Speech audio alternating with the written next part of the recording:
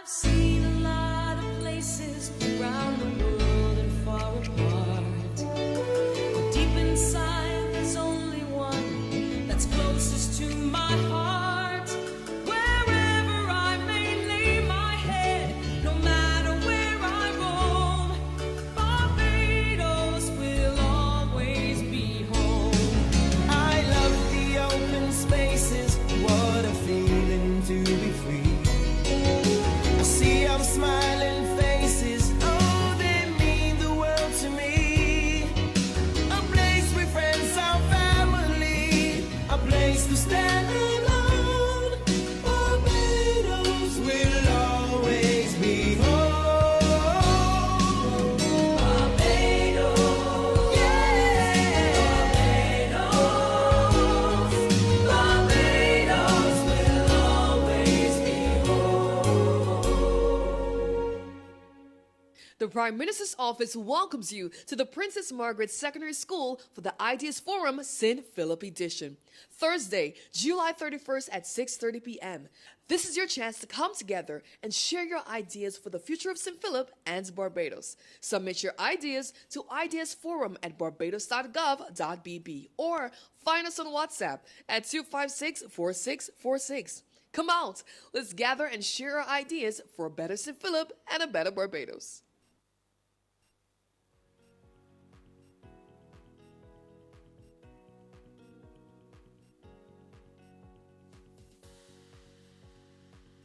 All right, good morning. My name is Nicholas Sinclair, and today I will be providing a few points on what I think should happen here in St. Philip.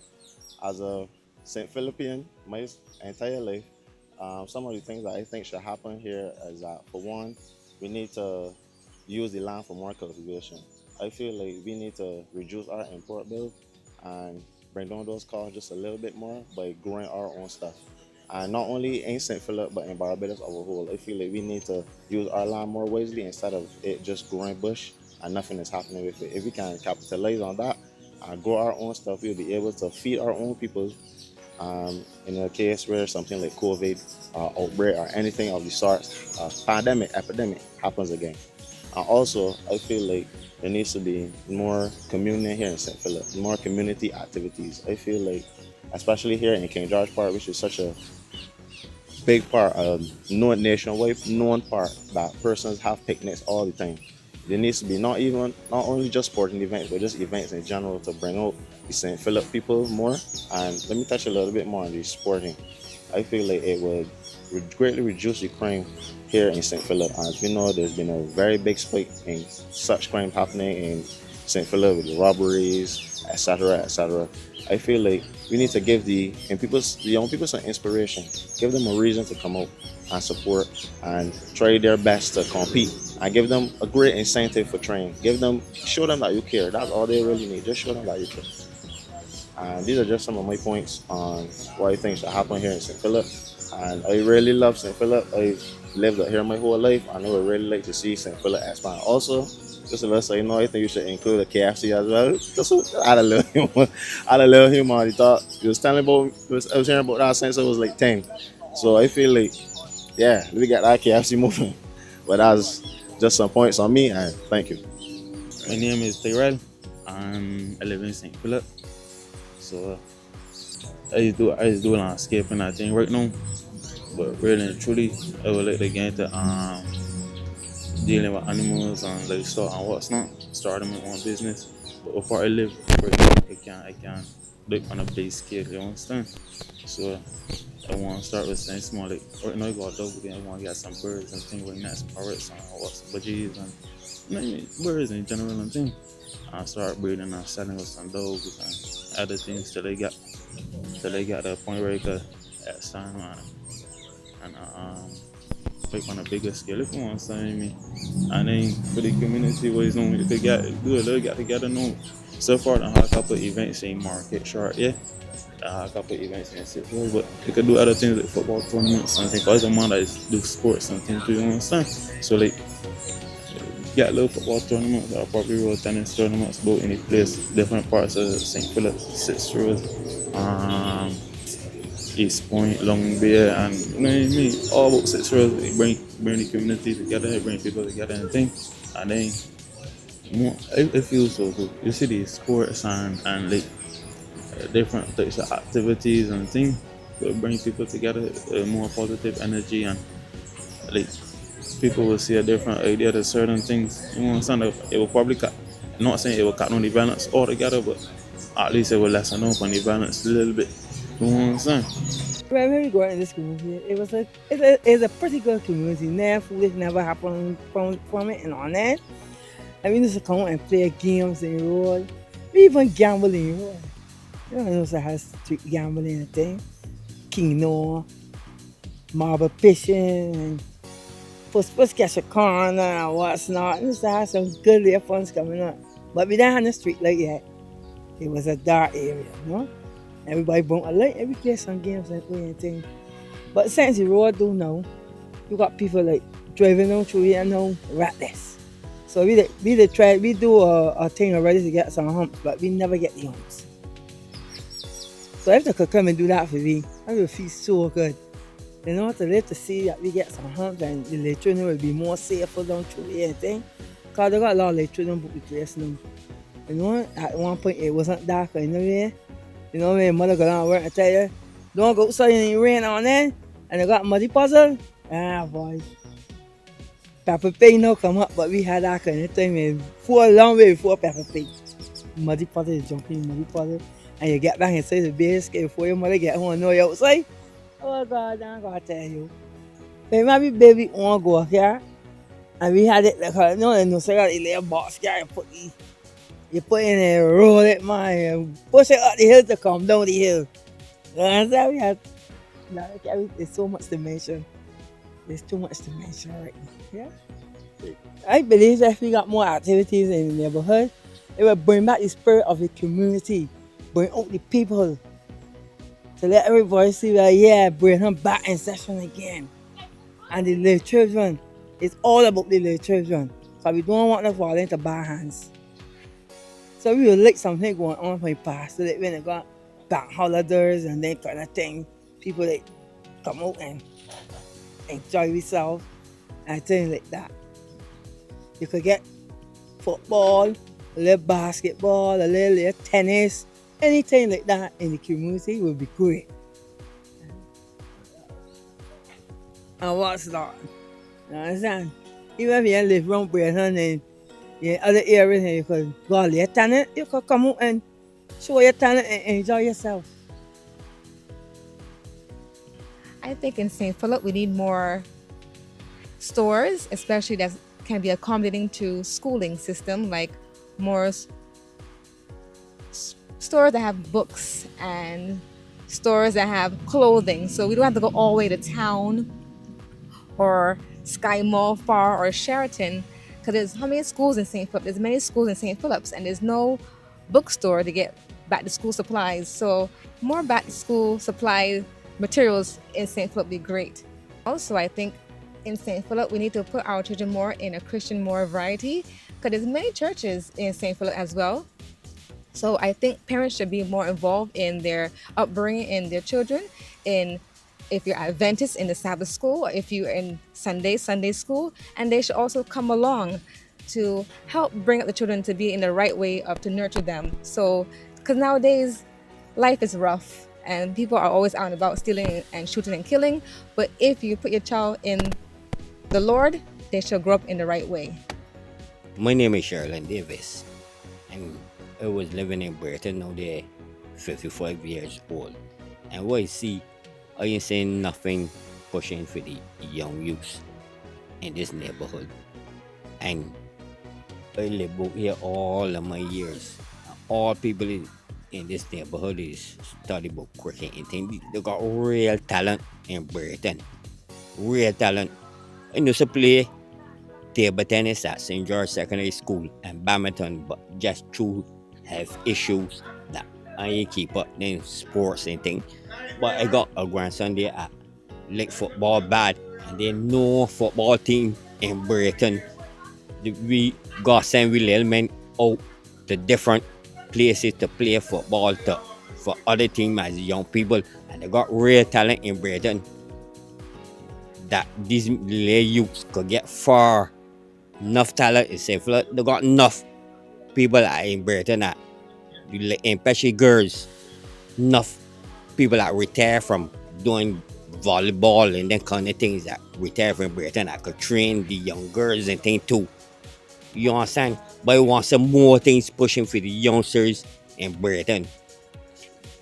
I got youngsters that I believe that got skills like Lamar, Lionel Messi, Ronaldo, them top players.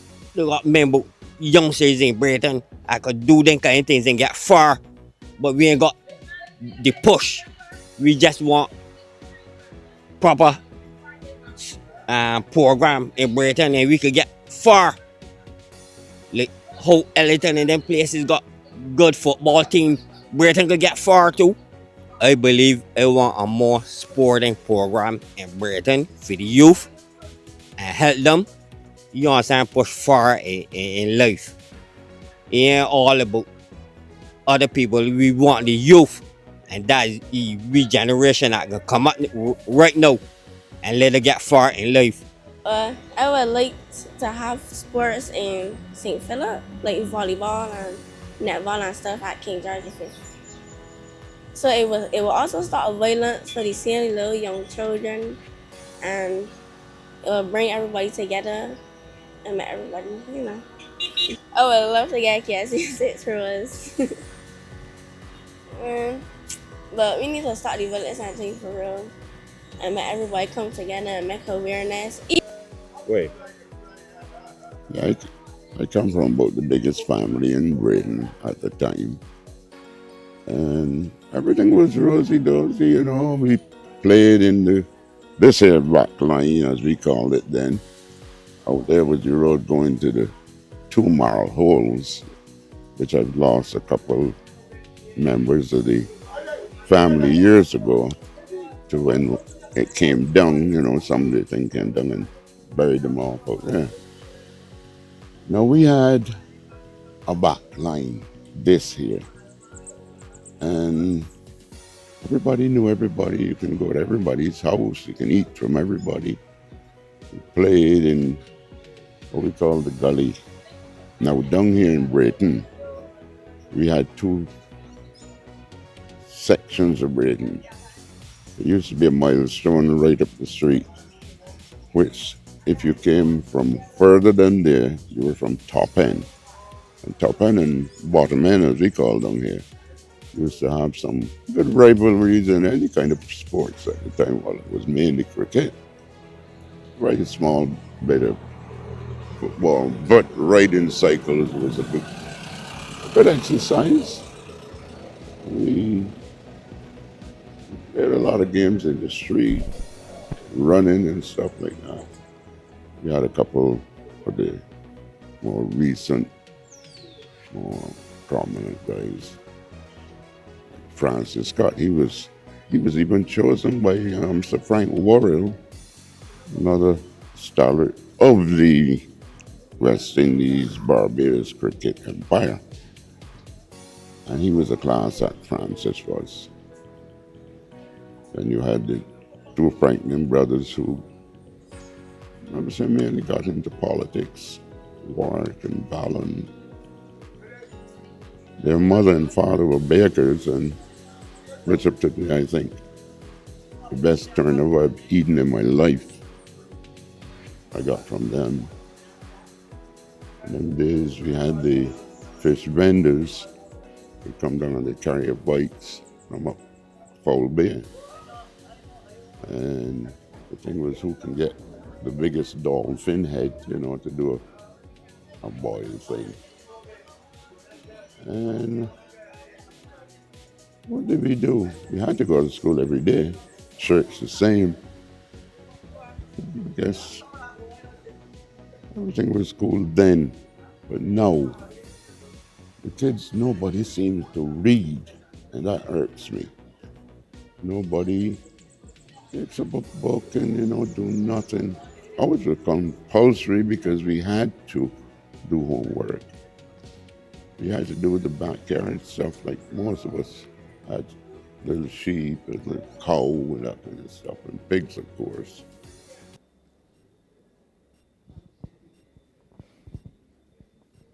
Good night once again. Let me now formally welcome you to Ideas Forum St. Philip Edition.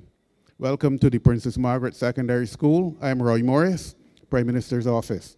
Prime Minister should be entering pretty shortly, but we will get going.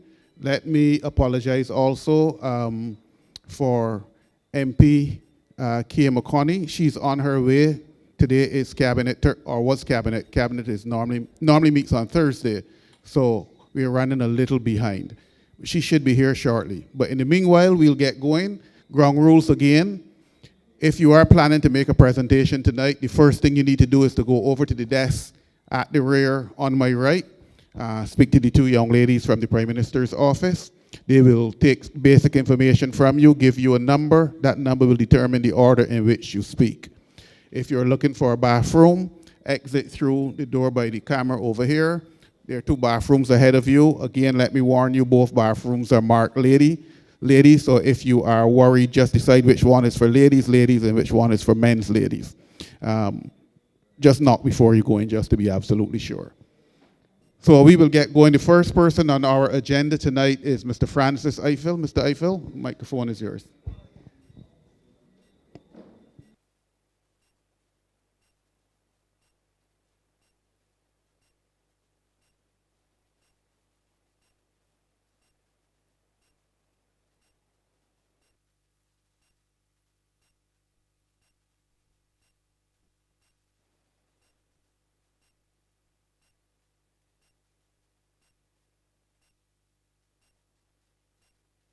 Good evening, everyone.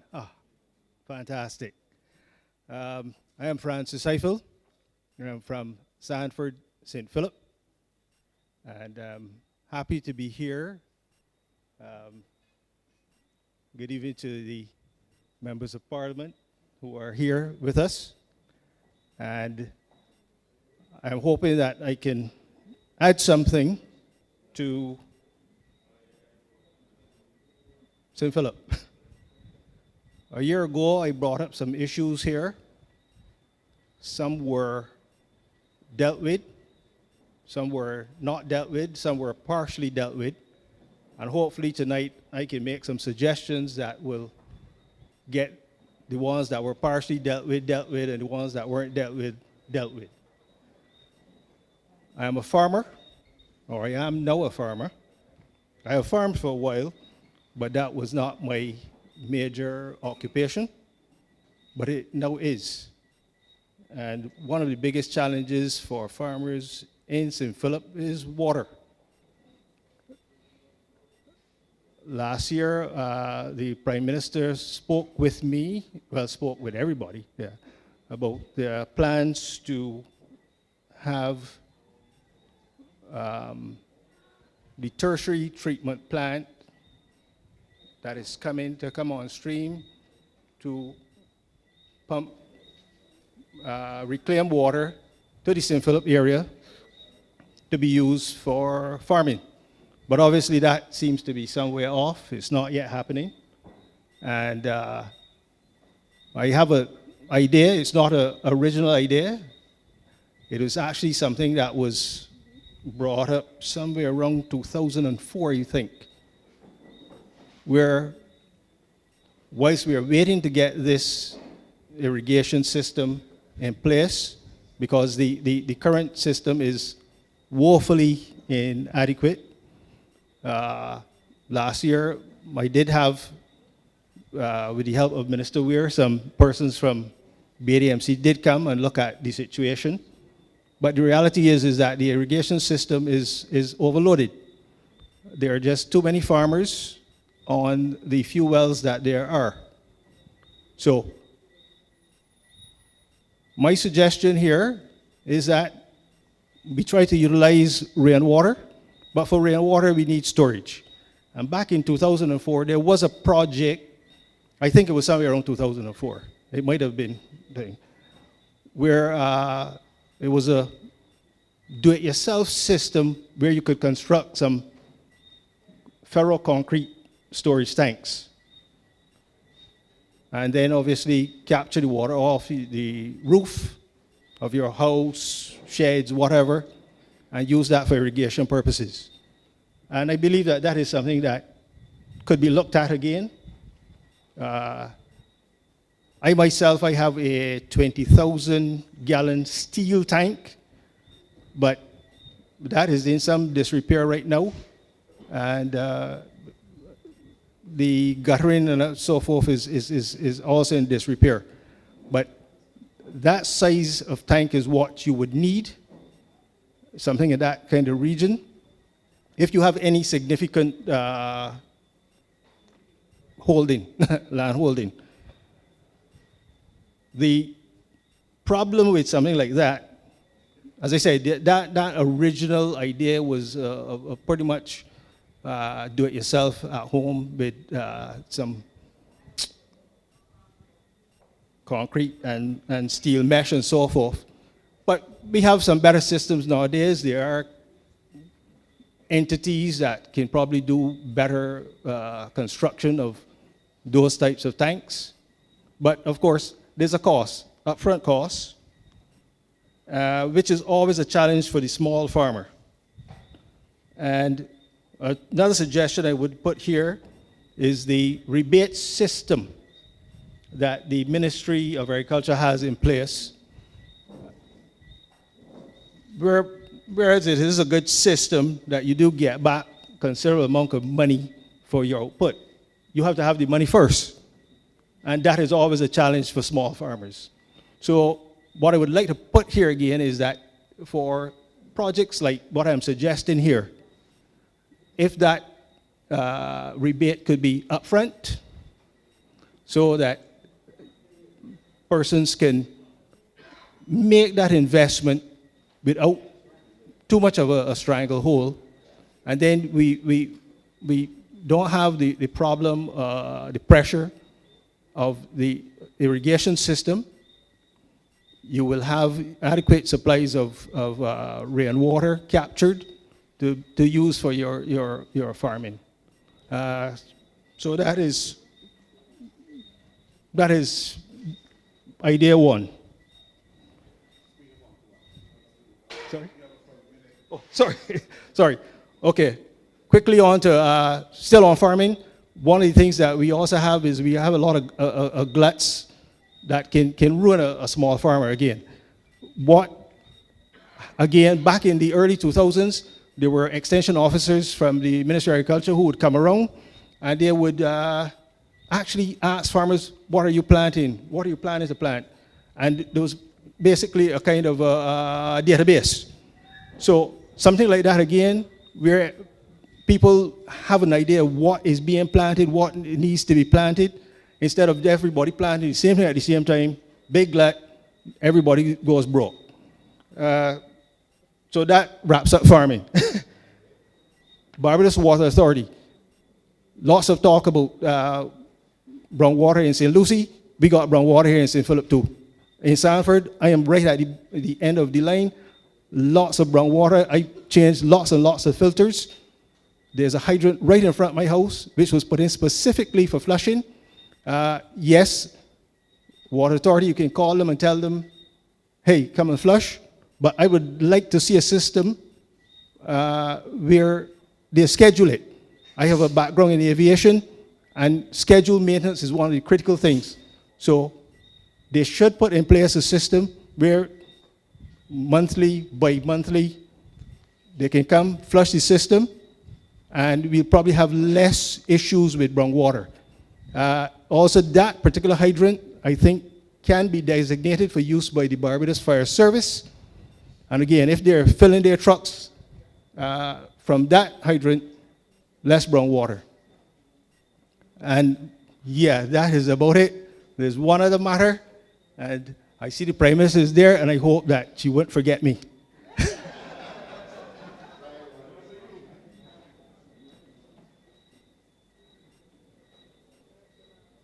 Francis, I want to thank you for your hot start. To be very honest with you, I support you. I understand where you're going with the front loading of payments rather than wait for a rebate or rather than wait to get on the incentive program. This is something that we actually started with some of the farmers in the feed program, where, for example, when we did the onions project, we actually gave them all the inputs up front, and then we assist them with some financing as well. So I support what you're saying. We will have to look at it and perhaps present it in a formal way, because you can't do it for one and not for all. So we will have to present it to the cabinet in a formal way to see if the Prime Minister will have an appetite for front-loading that volume of money, and then we can go with it. But I support what you're saying. Secondly, we do have a reservoir at River, and I understand the pressure on the wells over by you, and therefore to get you to a point where you can actually put in your own system is a good idea. We had given some 12,000-gallon tanks to farmers, and this is something that the BADMC will continue to do, because water is indeed a serious problem, and we are trying to work with it to make sure that all the farmers can be given the assistance that they need. We just started a program with the small farmers where they're just growing and we are buying the produce. So between Dr. Claire Jones, Hudson Winter, and Dr. Andwele, they are pushing that program, and I will refer your name to them so that someone could come and talk to you. But in the meantime, Mr. Leslie Seeley is right there. You should know him, and you can give your information to Leslie. Thank you, Minister. Next up, Janice Marville, sorry. And we're operating with a 5-minute presentation time, remember. Good evening, Prime Minister, members of Parliament, ladies and gentlemen. I'm Janice Marville, formerly Janice Clark of Curtin St. Philip. That's where my navel string is. And the first area, the 2 points I want to make really run into the other. And my first job was teaching, and between 1975 and 1980, I taught at the then St. Martin's Four Roads Primary School, now known as Renal Weeks. And at that time, you may remember, if you're young enough or old enough, that was a school that most of St. Philip and other places, the parents wanted their children to attend, because we gained the most passes for the older secondary school. So everybody wanted to come to St. Martin's Four Roads. What was not known was that St. Martin's Primary or St. Martin's Four Roads also produced the children who scored, the most children who scored 0 in the same exam. And the Ministry of Education took a particular focus at that time. I was one of the teachers who was sent to be trained to teach children who learn differently. At that time, we called them slow learners, and we put them all together. I don't think that training was, I was trying to remember today how long the training was. I went to Ebenezer, where Miss Manifold, who had been trained in the UK, and she trained us to how to teach children who learn differently. When I came back, I was given class 4C, because that was the class where we scored the zeros, because these were the children taking the exam.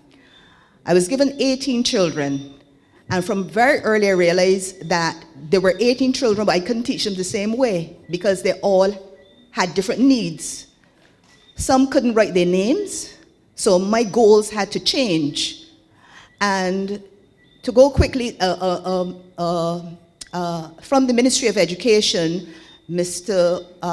Agard, he was the education officer, he was assigned to me, so he would come to check my lesson plans and to watch what I was doing to make sure that I was in line. The first year that I taught the class, 1 scored 0. The girl who couldn't write her name learned to write her name, and I got 8 passes.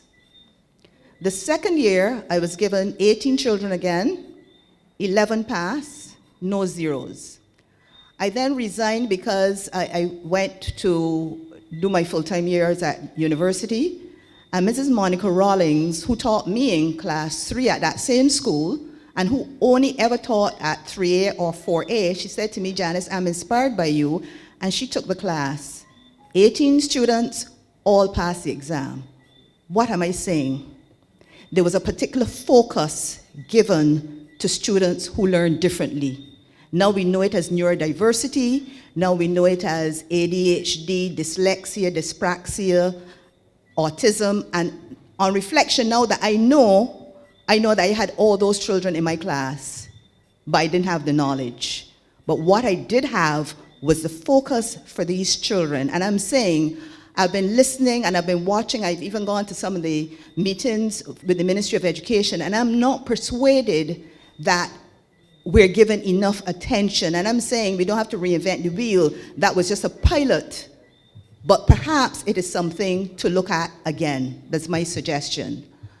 In 2007, I had reason to meet with the Ministry of Education, and a senior officer there told me that 30% of our school population had learning challenges or learned differently. That is a significant percentage.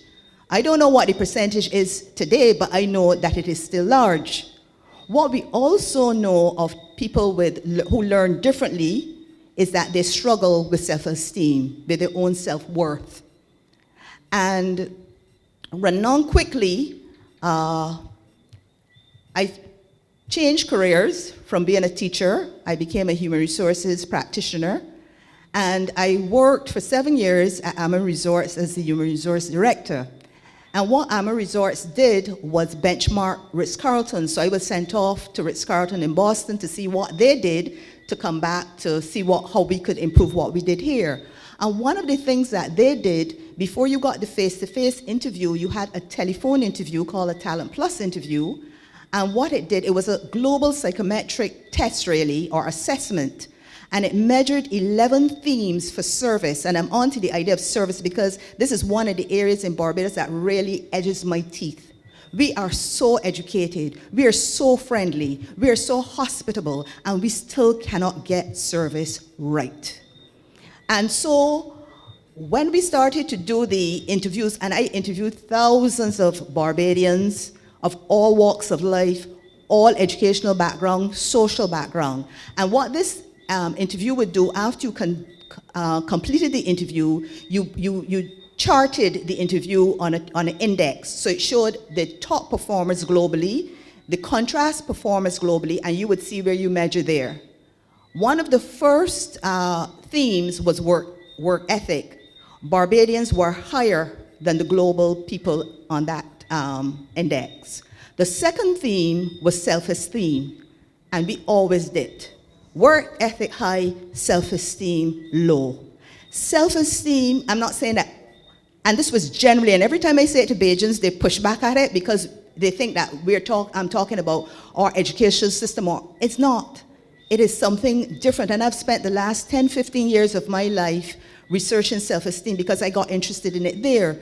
Because then when Ammon opened in St. Lucia, I was sent to spend 6 months there because their telephone system was not as efficient then. So I had to go there and do the interviews. I interviewed thousands of St. Lucians. They would come to me and they would say, Ma'am, we didn't finish school. So I had to be convincing them that talent is not about whether you finish school or not. And one of the things I noticed about them is that their work ethic was lower than ours, but their self-esteem was going in the opposite direction. And I said to Mr. Taylor, my boss then, this level of service that we have fought to get in Barbados, we're going to get easily in St. Lucia. They opened in October, February. He called me because by that time I was an independent consultant. He said to me, Jazz, how did you know? I said, it's not rocket science. They have self-esteem to burn. So I've spent the last 15 years, as I said, researching self-esteem. And I do believe there's an area that I would like to influence further research because my sample for my thesis was 300 people. And I really believe that self-esteem is something that we need to focus on because that is who we are. Our resources are our people. And if we are to remain marketable and competitive in today's world, people will pay money to come to Barbados, but the people who will pay money to come to Barbados are people who understand service. So you see how I hope you see how I'm joining the dots. The other thing that we know, the last point I want to make is that we know research suggests that people who struggle with low self-esteem, who struggle in school, who the system fails, who are unable to get the kind of attention that they require, if they don't get it, these are the people who struggle with suicide ideation. These are those who complete suicide. These are those who end up in the gangs. These are those who end up in prison. You see where I'm going with this? Are you joining the dots? And I'm saying the international countries, they front load, they spend the money in the schools trying to deal with and give support to children who have neurodiversity, because they know if they don't do it then, they're going to have to do it in the prisons, in the gangs, etc. And I finally want to make the point that the violence in Barbados is a concern for all of us, I believe. Whether it's touched us, whether we've been victims, but it's affected our behavior, it's affected our lifestyle. And I believe I have a solution for that. Because beside being a teacher and a HR practitioner, I'm a Bible-believing, devil-stomping, tongue-speaking, washing the blood, born-again Christian. And I believe that the violence we are seeing, I saw an article in the paper that I support, not all of it is in the natural, it is bold, it is unrelenting, it is constant. And I believe there's a spiritual aspect to what is happening. And you cannot solve a spiritual dynamic with a natural solution. And in the Word, God is very clear. He says, if those who are called by my name, not everybody, so I'm talking about national, I'm not calling for national prayer, those who are called by his name. So there's some conditionality onto it. We know what we need to do. And I'm suggesting that perhaps St. Philip could be the pilot where the church's prayer, and we know that sometimes some stubborn spirits, we need to do some fasting, and let us be as bold and consistent and unrelenting and break this spirit. Thank you for your time.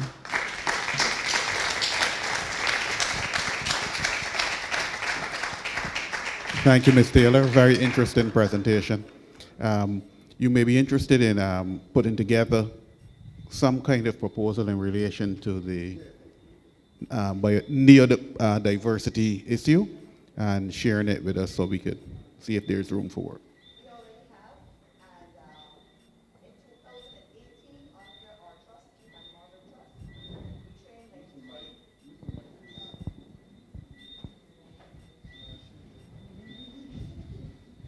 In response to Mr. Morris, I said that we already have. We under our trust, G. Hallie Marville Trust. G. Hallie Marville is my father-in-law. He didn't have neurodiversity as far as I'm aware, but he's the kind of person that this is something he would stand behind, and so we thought that his name should carry it. And in 2018, we partnered with the Ministry of Education and UNICEF, and we trained 93 teachers here. We took the same proposal to Guyana, because we live between Barbados and Guyana, and we trained several of their teachers as well. And then we were hoping to move on from there, but then COVID happened. So we're now ready to take fresh guard. And I've sent a proposal to the present minister, Blackman, and hopefully, yeah, thanks. Thank you.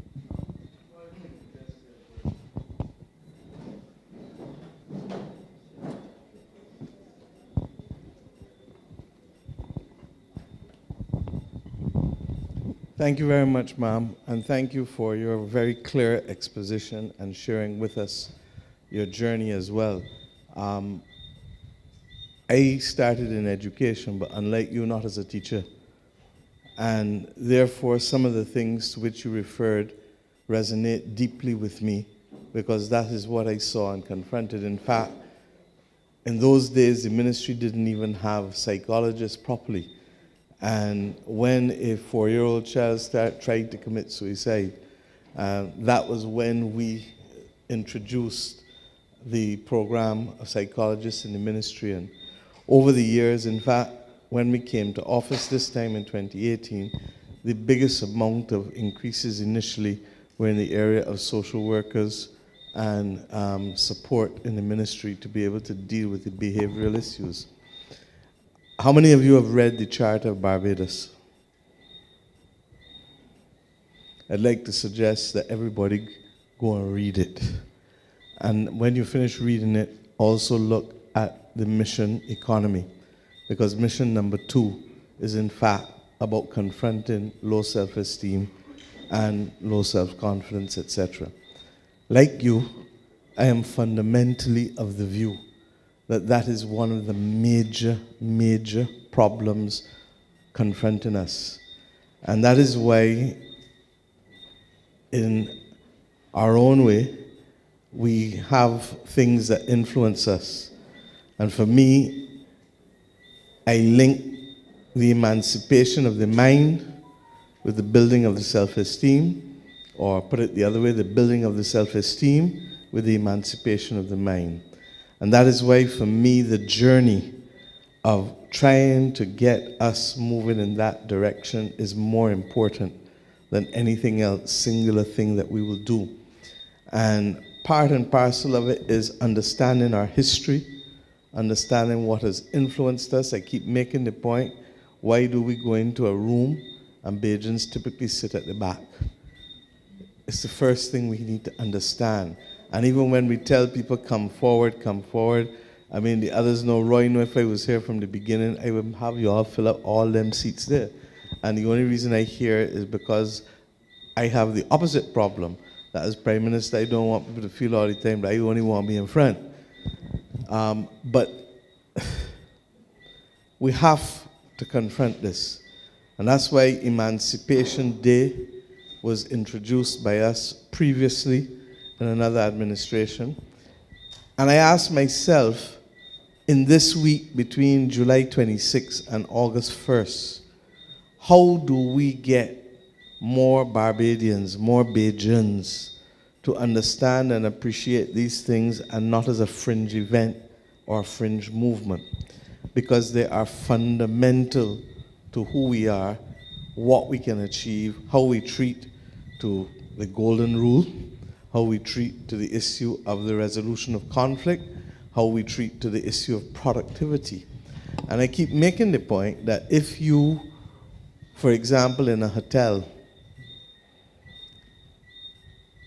you tell somebody, I would like you to move that plant pot from there to there. And you run the risk that the person might have a damn my job. By the same token, the same person will go home by a manager who treats them differently and limes with them or talks with them and whatever, and help paint the house all weekend for the manager. And when the end of the weekend come, the manager asks you, how much I got for you? He said, for me? Man, you don't got nothing for me? We is we. And it caused me to realize that the 3 most powerful words in this country are we is we. But it is anchored always by almost a fear and a doubt. So you walk into a room and you didn't necessarily see the person. You're preoccupied. Your mother's sick. You got X to do. You got 5 straight appointments back through. And you walk in the room and you didn't necessarily see the person. You walk in here, play, you ain't talking to nobody. Immediately, without us realizing that if you were that person in that moment, you might equally understand why the person may not have responded to you. We have to find a way of confronting both the past, but also confronting social and emotional learning targets in our school system to allow our children to flourish, and through the children flourishing, to allow the parents who may not necessarily be comfortable with expressing themselves to be able to find that space of comfort. And I hope, if you say you have a program, I hear you, I'd love to see it, because yours and anyone else in the country who has because this has to be a singular goal to allow us to develop that self-esteem and to develop that confidence. There are people who will write gloriously, but if you ask them to get up and say 2 words, they can't say nothing. You do the converse now, you go to the States, and there are people who can talk pretty. I can't get them to write 2 paragraphs or 2 sentences. So I want, through my office, to continue to associate myself with this, because this is going to be multi-generational. During the course of the 10 days leave that I had, I was rereading Hilary Beckles' Charterhouse Blues and Great House Blues. And why? Because in understanding what happened to us after slavery, it's all in my head because tomorrow morning is the Emancipation Walk, but in understanding what happened to us after, the Barbadian planters in particular were resistant to emancipation for obvious reasons. They had a good thing going. They accepted it, but what really then drove them was the determination to keep people. And you can hear me talk about it over and over, because as we heard last night from President Obasanjo and Prime Minister Patterson, lest we forget, the tenantry system didn't just get there by accident. And I hope that the media will at some point, especially during the season of emancipation, along maybe with the Ministry of Culture and GIS, start to focus, because you need it mainstream, not just a handful of people, but begin to understand that that located laborers arrangement, where you precluded people from being able to move from one plantation to anywhere else to go and work.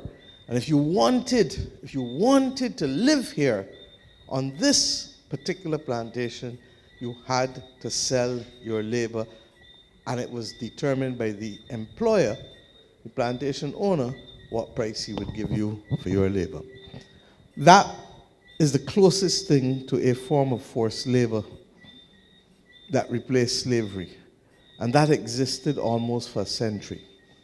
So that we need to begin to come to grips with this. I thank you for raising it.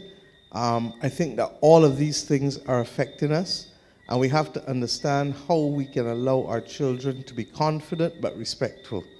How we can allow our children to be empathetic but disciplined and focused on what they have to do. And that really and truly, when you look at it, and I know that the Ministry of Education is framing it out, and as I said, he'll be talking over the course of the summer to the country, but fundamentally, I can go and get any bit of information now. So it's not about information in schools anymore. It's about skills. It's about values. It's about attitudes. It's about a habit of excellence. It's about recognizing that it is not just the academic, but also the technical and vocational and the social and emotional learning targets. And if you have a person who has been rooted, how many people you say in St. Lucia there they hadn't finished school, but they still did well? It is about the essence of who they have been shaped to be and nurtured to be that will make the fundamental difference for continued learning. And I can only hope that we as a country recognize this is not the mission of government alone. It's not the mission of the private sector or the church alone. It is the mission of all of us. And that is why it is mission number 2 in the 6 missions that we have as a country. And that is why the Charter of Barbados speaks to duty not just to yourself or to your country, but to others. Because if we don't carry each other along on this small, small space, and we don't understand how to disagree agreeably, how to resolve conflict without fighting, then all of the other things that we are facing will continue to exacerbate. Thank you.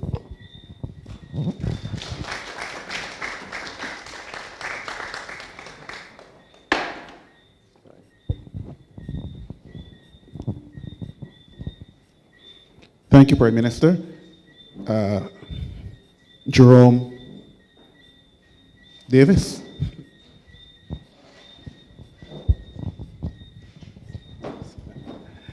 good night to one and all. Please don't take the tune from the Prime Minister. You do have 5 minutes. Yeah, I intend maybe I'll probably take 3. Okay. Yeah, I did come here with many points, but realizing what the format is and so on, I had a little difficulty in reducing it to just 3. The first one I want to mention is that of traffic congestion. Now, I'm 70 years old, so I don't have to get up early in the morning to make my way down to town or anywhere else to work. But my colleagues, my friends do.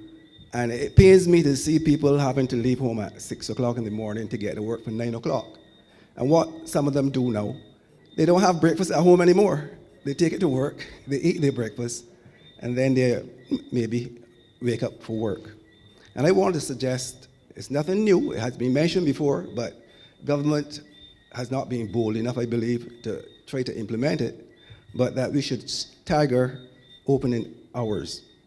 It might be difficult to get the private sector to immediately do it, but maybe government could take the lead by implementing such within the public service, where you stagger not work hours, but the opening hours. Now tell me, why should a store selling cloth be open at 8:30 or 9 o'clock?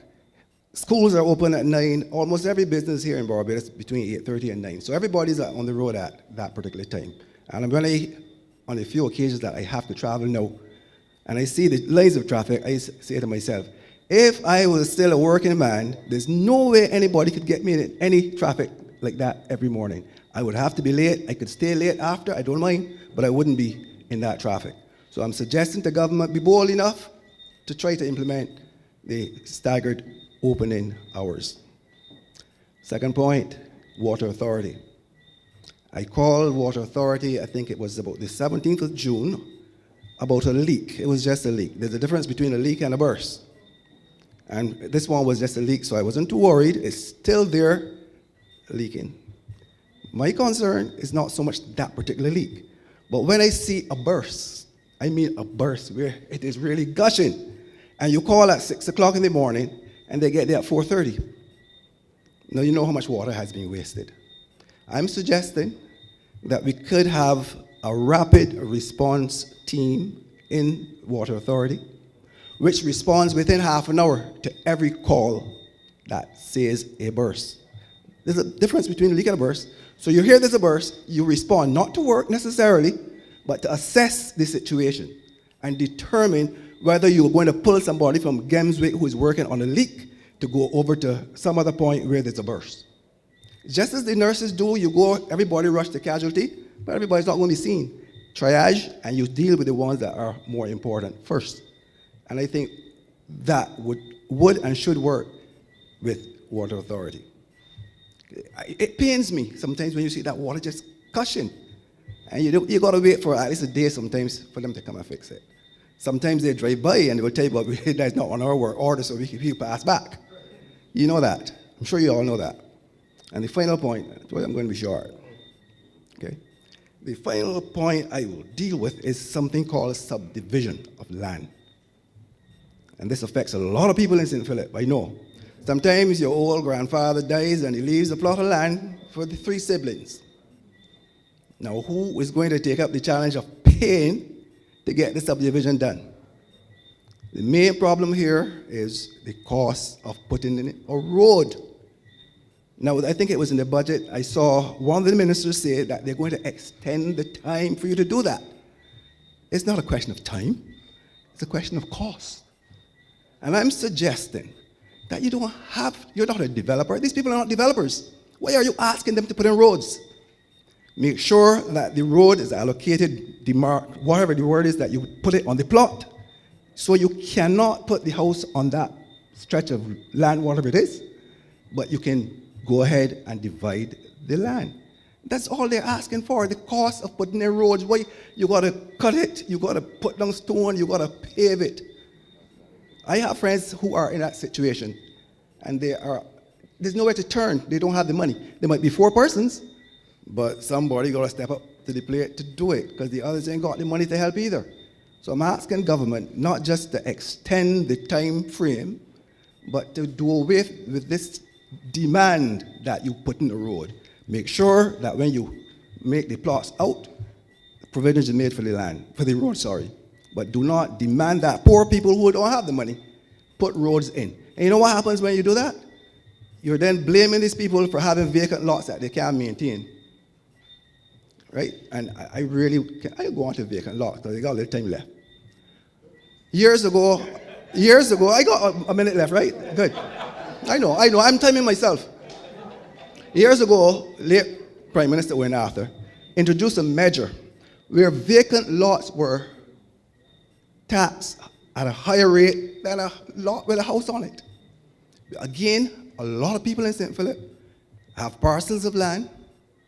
They can't afford to put a house on it, but yet they're paying more than the neighbor who has a big house and 4 cars. In fact, recently the Prime Minister was so kind to you that she removed all the taxes for those people. They don't pay a cent. But you got a little piece of land and you're paying over $1,000 a month for it. You're keeping it for your daughter or granddaughter who's in university, isn't working yet. And by the time she is working and gets a job and gets the money, you've paid for that land 10 times over. Why are we doing that to our poor people? Look, Prime Minister, please look at those vacant lots and the rates at which our people are being asked to pay every year. I know it for a fact. I know it personally. Thank you. Thank you.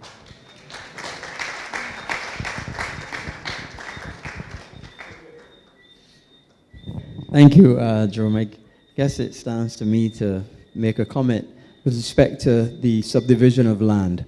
And yes, I do take your point for sure in terms of the roads, because that's where the expense is, the demarcation, and also the surveyors coming in, doing out the plot, and then demarcating the road. And we've actually changed that a bit. Is in the past, they actually required a full macadamized road with all the slippers, all the drainage, and all of that.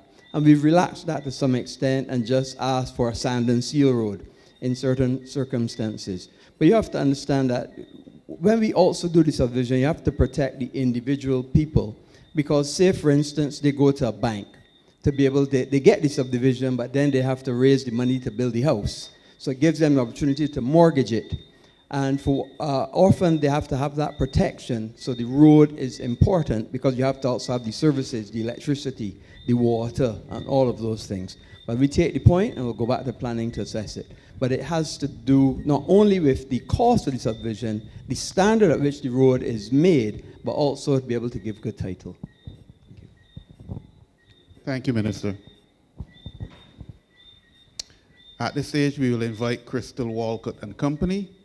They're going to do a presentation. Give them a second because they have to set up their computers.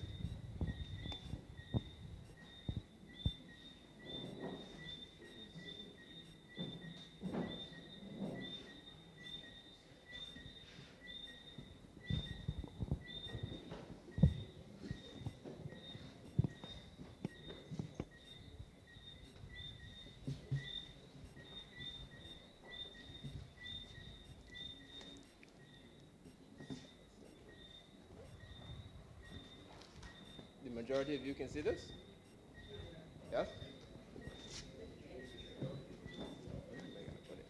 All right, anything else up?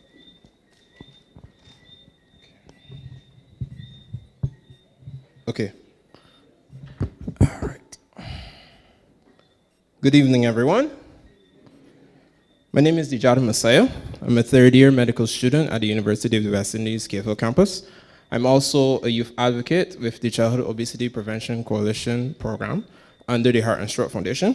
And today, my colleague and I, Crystal, are here to talk to you about a very serious crisis that's going on in Barbados right now, and that is the non-communicable disease crisis. So, the question that we have today is, what is wrong?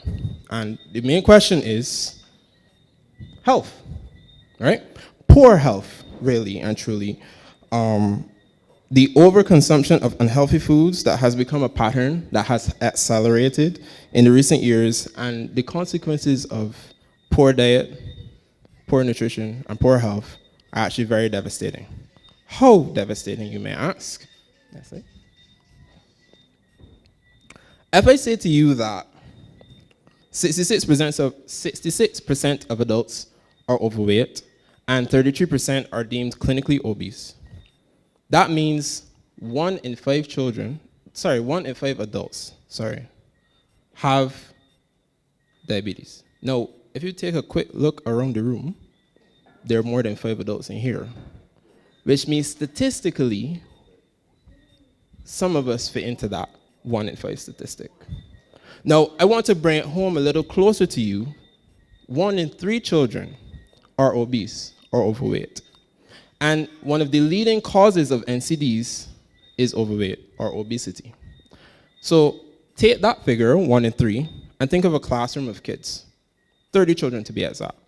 That's 10 children, 10 families who are at risk of becoming burdened by this disease, right? Be it diabetes, hypertension, cardiovascular disease, stroke, all of these things, right? 10 futures of buying medications that are ridiculous in pricing. And I'm here to tell you this because I am a part of that 1 in 3 family. My family is plagued by the burden of NCDs. So I'm not just here for show. I'm here because I have experienced it. I know what it's like, and I don't want other people to also experience that. Right?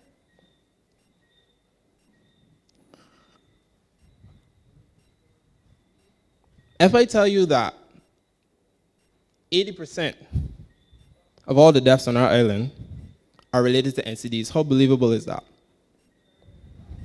So put it quick in perspective. You may hear so-and-so down the road has died. He was in the hospital sick and dead. You will tell yourself, man, I hear that he was in the hospital battling with thing for, well, he was real sick, but here he had diabetes or hypertension or he had a heart attack. That's tough, boy, he gone, but you know? Versus if you hear, oh, wait, 5 people now get shot in Silver Sands. Or somebody just got robbed at 8 o'clock in Warrens. If your perspective of thinking is that so-and-so just died, and you know that you don't have a healthy diet, that maybe you should make towards changing so that you don't end up like that person. And you don't treat that with the same as, oh, well, 5 people were shot in Silver Sands. Maybe I should stay out of Silver Sands. I encourage you to change your way of thinking. Because I'm not downplaying the fact that shooting and murdering are not real crimes. I'm stating that NCDs is a silent killer, just as serious as all the others that are publicized locally, widely, I should say.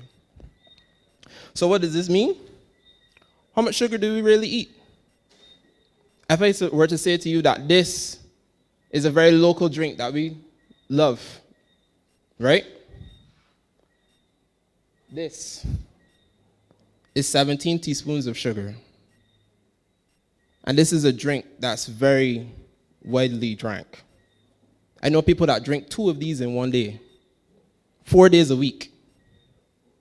I'm not liable to say, but you can guess, right? But my point stands. We drink this without realizing. Because I guarantee you, if I show you it in the normal bottle, and you just go in the store and you buy it, you're not going to really know. You just, and wash it down with probably something fried, probably something ultra-processed. You might go home and lay down and relax.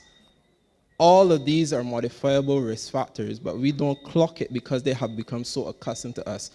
Check it. When I was growing up, and I'm not that old, but when I was growing up, Sundays were preserved for home-cooked meals only.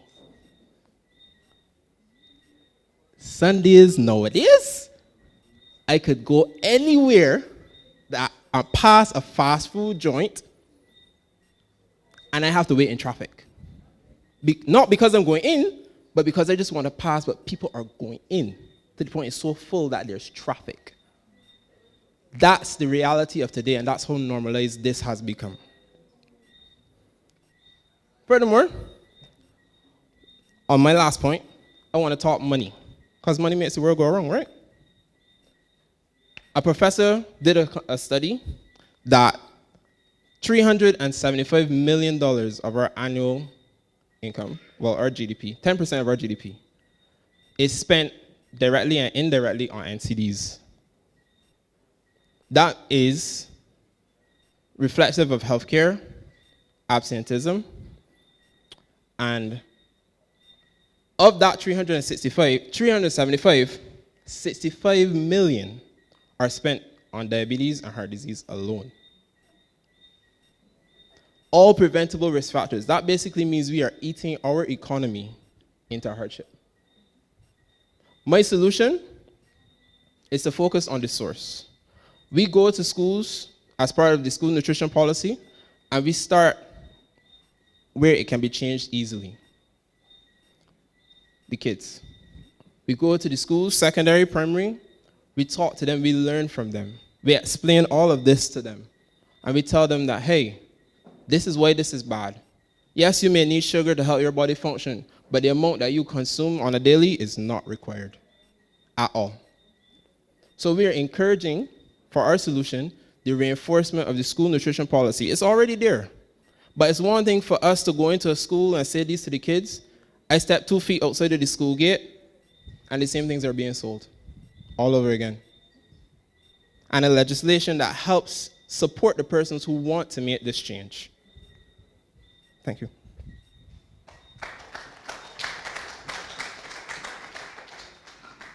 I still have some points. So coming straight to the solutions, as he would have mentioned, we have the school nutrition policy. The first thing is marketing.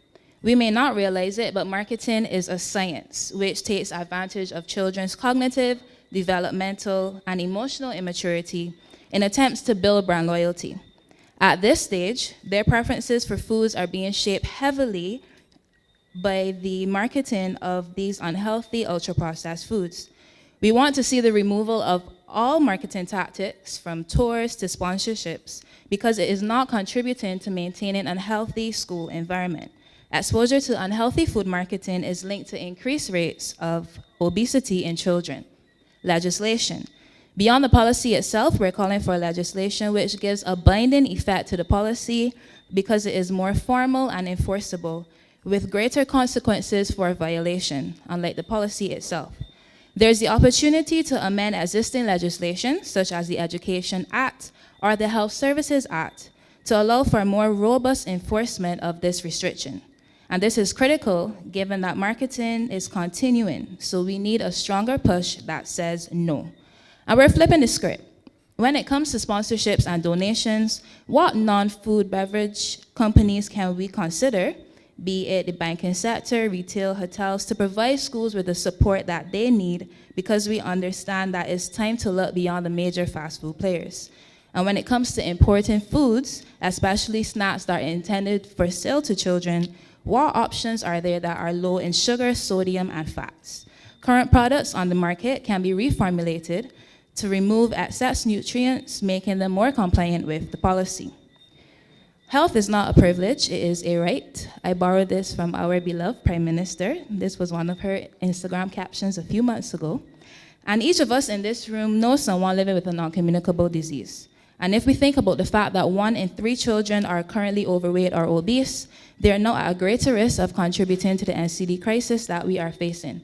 Children spend most of their time at school. They develop socially, culturally, and emotionally, but most of all, their eating habits are greatly influenced. If we envision a Barbados where we all come together to make this policy work, then we can make a meaningful change, because this is We Health. Thank you.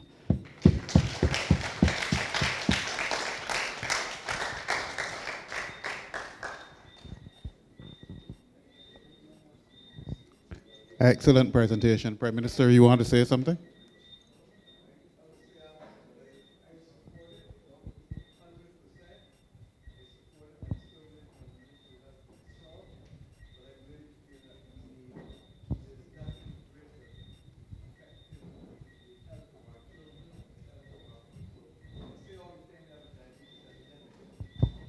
Correct.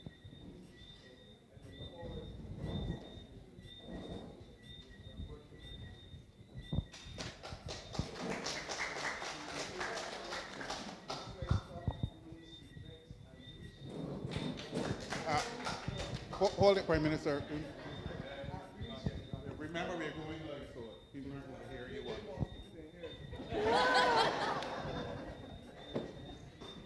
No, I said, look, I know that this is a personal journey because, trust me, but you have to try. I used to smoke. I stopped smoking, what now?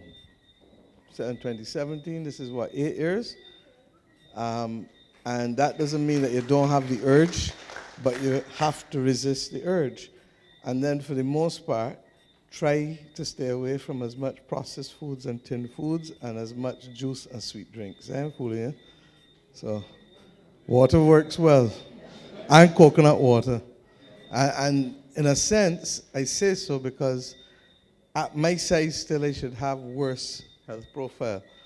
But I believe that the reason I have the health that I have, in spite of this size, is because of cutting out those things in the last 10 to 15 years, little by little by little by little. So there was a time when I didn't like fish. Now I eat fish 6 days a week, as opposed to what I used to love. Now I eat that maybe once a month, a pork chop. Same thing with pigtails. Don't eat it no more, other than maybe once every 2 months or 3 months now. So ham, perfect example, and you have to forgive me because I grew up at a time when Bajans ate ham at Christmas. I grew into a world when Bajans eat ham every day. It cannot work, balance. So I eat ham twice a year. Christmas, either Easter or crop over. I missed it for Easter, so I don't need to tell you what is for crop over. Thank you.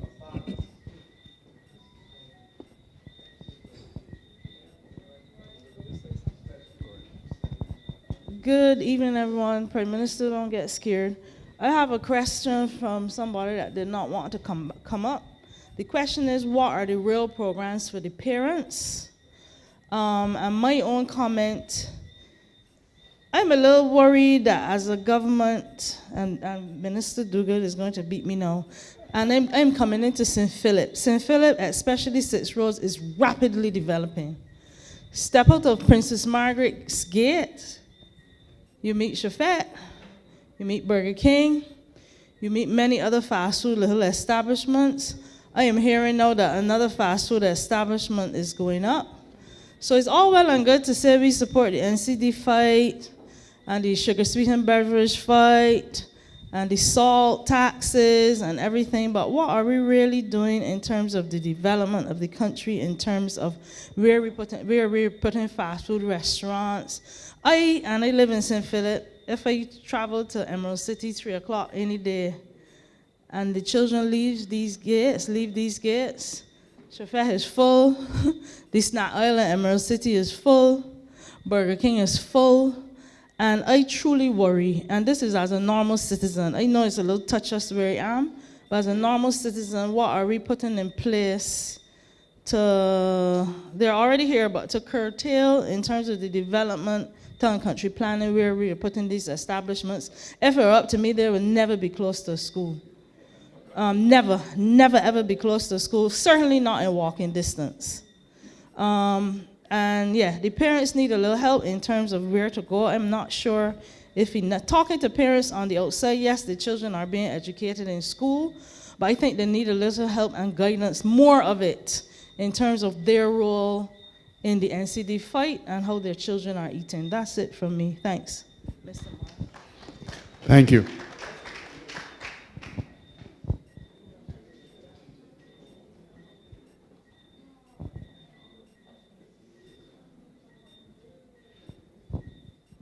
Right, sorry. I know I'm over my 5 minutes, but I'll be very quickly. Right. So in response to knowing where to go, the biggest thing is education, yes. The Heart and Stroke Foundation, and well, I should say the Childhood Obesity Prevention Program, really, we are working with measures, we're working to put measures and have put some measures in place on that goal of educating. Because for me as a youth, I'm 24, to be very specific, people in my age group don't know how to cook. That's very concerning. And outside of that, even people 2 years, 4 years older than me don't know how to cook. So sometimes I don't like to go just although I say, like, you know, sugar bad, right? Well, excess sugar bad, I should say. The primary issue I have seen a lot of the times is that the ignorance to how to take care of yourself in that regard. It's easy for me to walk down the road and spend $20 to buy something to eat that I could just go home and chow down and then be cool afterwards. But then to sit down and say, all right, well, vegetables, $12, but then ready meat, ready starch. You understand? That's a real concept for some people. So having those provisions in place, and we would like some more assistance in doing that, I will say that. But certainly having the facilities for that, teaching facilities, educating facilities, hands-on training. I remember when we first started tackling this, the canteen concessionaires is where we focus especially because, you know, there are canteen concessionaires in schools, and in schools they serve all of the processed foods. We trained canteen concessionaires. They were rewarded for their training. They appreciated the training because to them it's like, well, this is what people want. This is what gives us the most money. And I don't want to take money out of nobody's pocket that I can't give them back. That's certainly true. But for them, no, it's more than just that. They are able to create different things that help support us, that in turn support what we're trying to achieve, which is a better, healthier Barbados. Thank you. Give him a hand. I think it was an excellent presentation of sensitization and information. We look forward to working with you some more on this one. Shakira Neblet.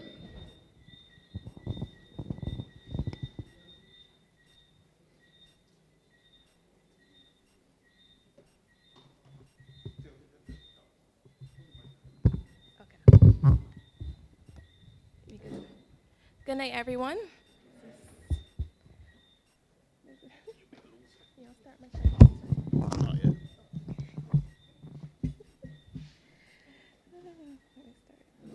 Okay. Good night again, everyone, and Madam Prime Minister. I want to start by introducing myself. My name is Shakira, and I have studied criminal psychology and social justice and community studies. I live and worked in Canada for the last 7 years, and I came back and I started my business here, which is probably like 2 weeks now.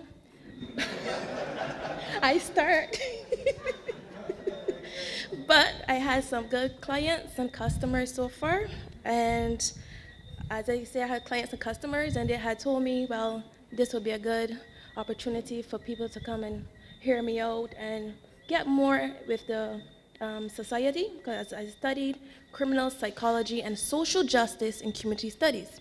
Now, when I studied in Canada, and I have my points here so don't forget anything.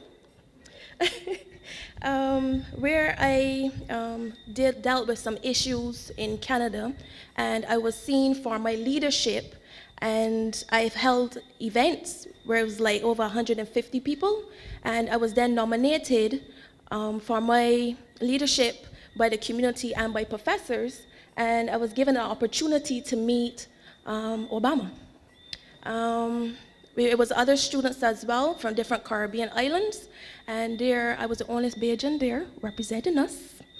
And yeah, I just wanted to introduce myself to begin with. So I came here to talk about the crime, because that is my field, and I want to talk about the jail, schools, and the different weapons that is coming into Barbados.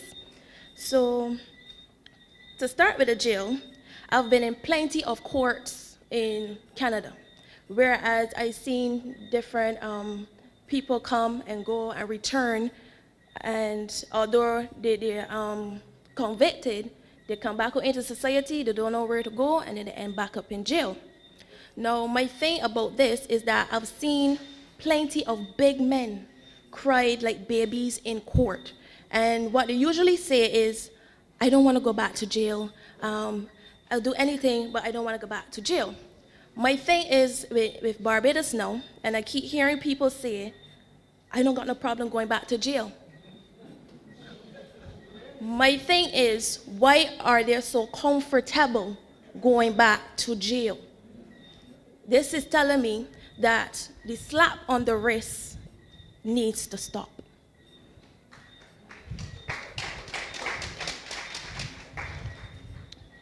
I have here my notes. I think they're too happy. They get three meals a day. I don't even eat that much. And as I keep telling my mom, we used to go down to the office. We have to move out the road for them to pass. No, my thing is, I remember when I was younger, there used to be the prisoners working the grounds and planting crops and stuff. Why is that not happening? Why are they not doing these things? I think they need to start working their skills. Carpentry. If there's hurricanes in Barbados, why can't they help repair our homes? Why can't they help work and repair buildings? I'm saying this with some civilians. I mean, like, police can watch them, make sure they don't escape and stuff like that. Another thing too, Barbados is full of talented people, especially in jail. So why not let them show their talent?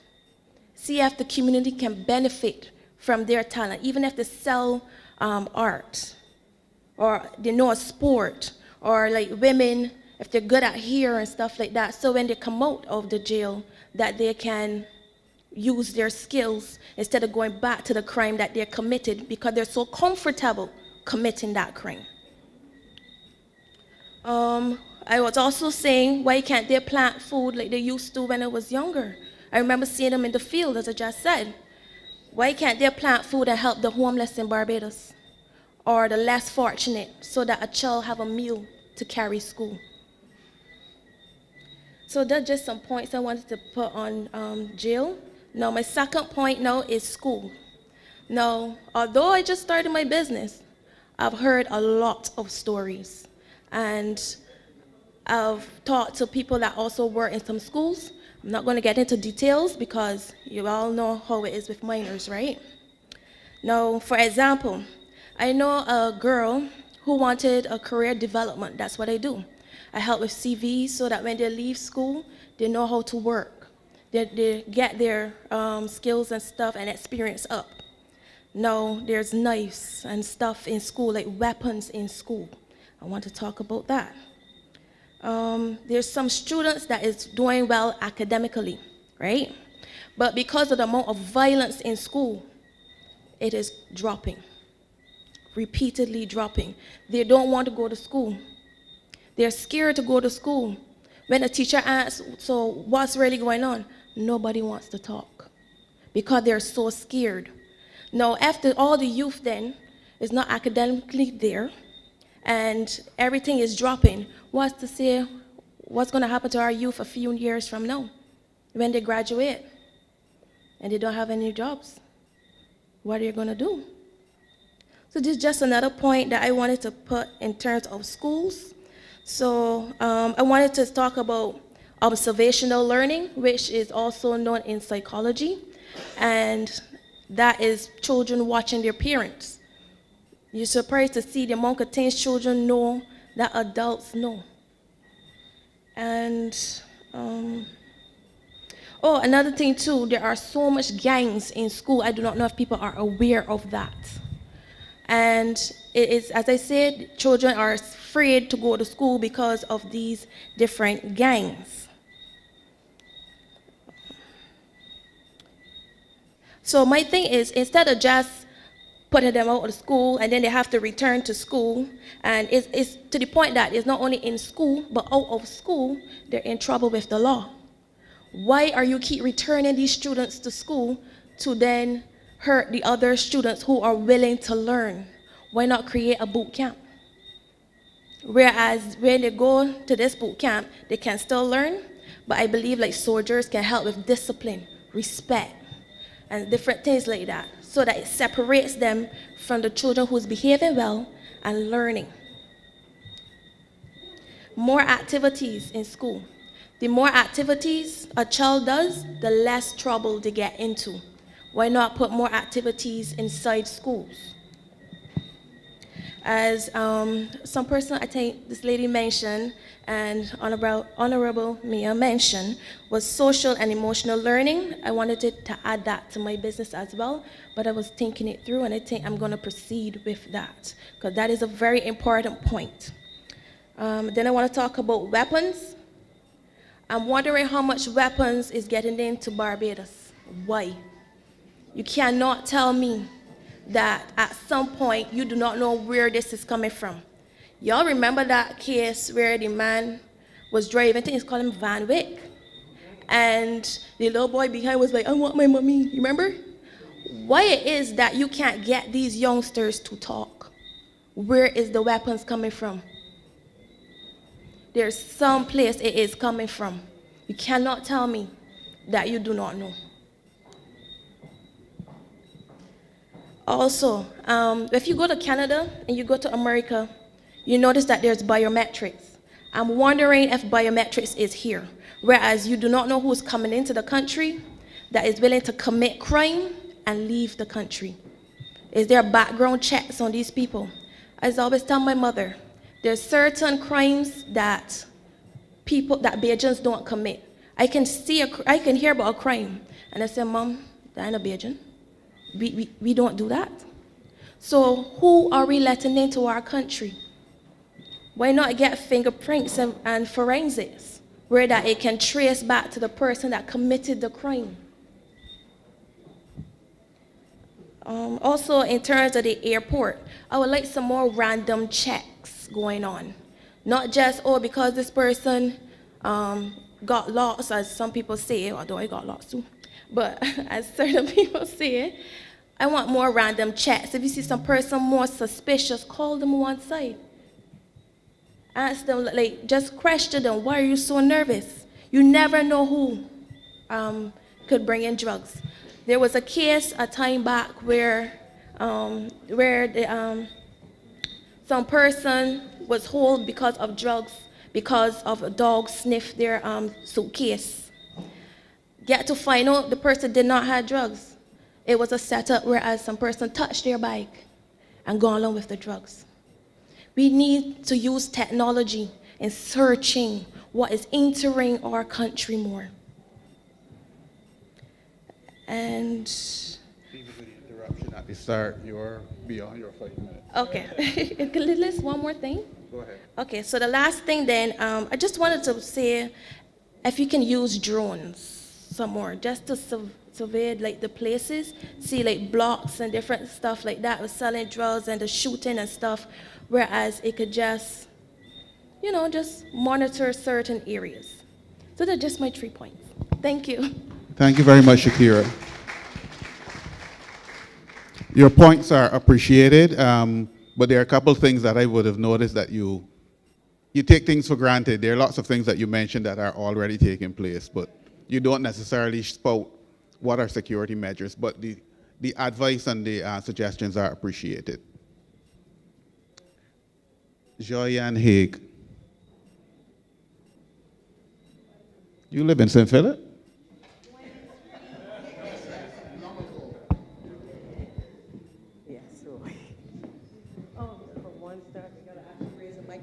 That's good. Yeah. I think that should work. Yeah. I have heels on. Thank you. Good night, everyone. My name is Joyanne Haig. And yes, I live in St. Philip. I have been living here since 2003, many years. So they've accepted me and adopted me. Right, Naval? Thank you. So before I get to my point, I wanted to commend the presentation on health, simply because a couple of months ago, like everybody else, we hear about diabetes, and then I took a doctor to tell me what I needed to do. And so I am now battling that. Thankfully, it's not at the insulin stage, but it is at the stage that I wish I knew then what I know now.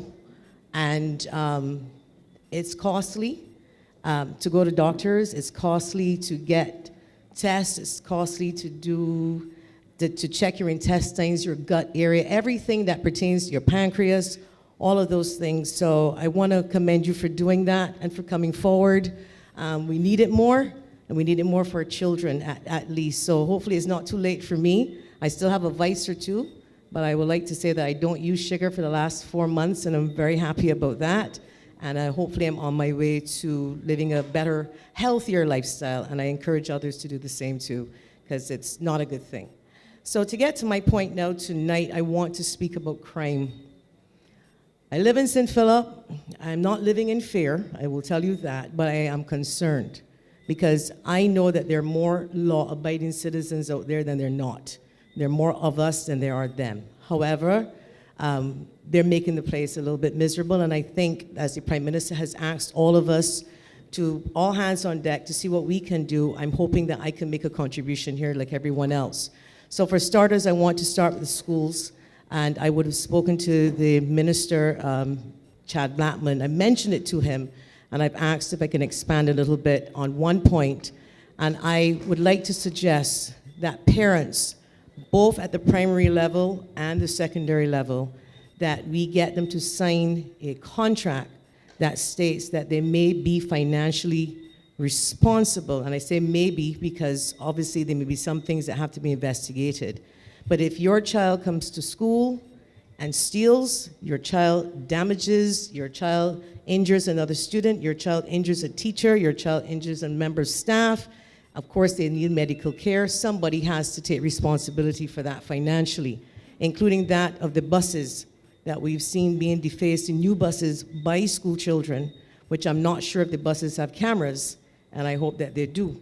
So I am hopeful that if we can get them to sign this contract, both parents, and it doesn't matter if your father is not present, if once his name is on a birth certificate, he then should then bear the responsibility too, because government cannot come into my house or your house to tell you when to do homework, when your child should be off the street, none of that. But what government can do is to mandate your responsibility to your child at school.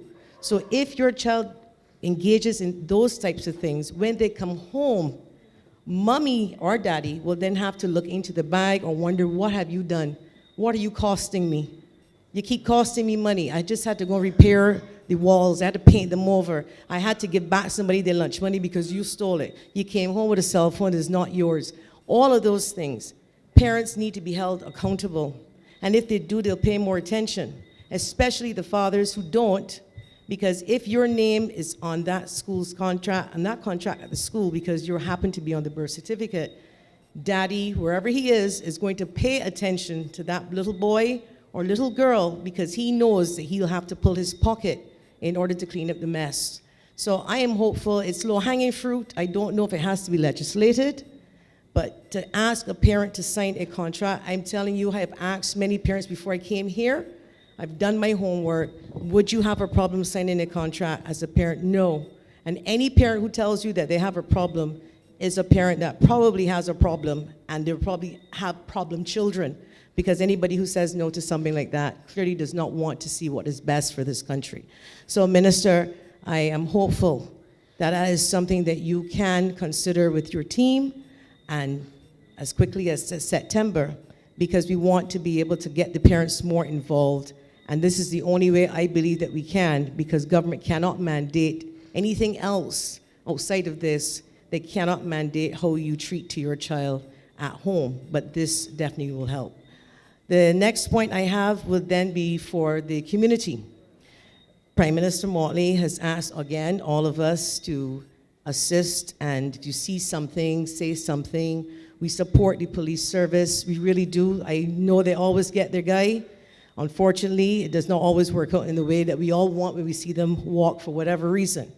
However, I am asking the Prime Minister, as the Minister in charge of finance, if consideration can be given to support the neighborhood watches by allowing Barbadians to have access to duty-free cameras and solar lights, at least up to 10 duty-free cameras, ma'am, and 4 solar lights for every house. It doesn't matter if you own the house, you rent the house. We want to be able to tackle this problem. But if you allow us and give us the tools, or meet us halfway at least, then I think we'll be your neighbor's keeper better.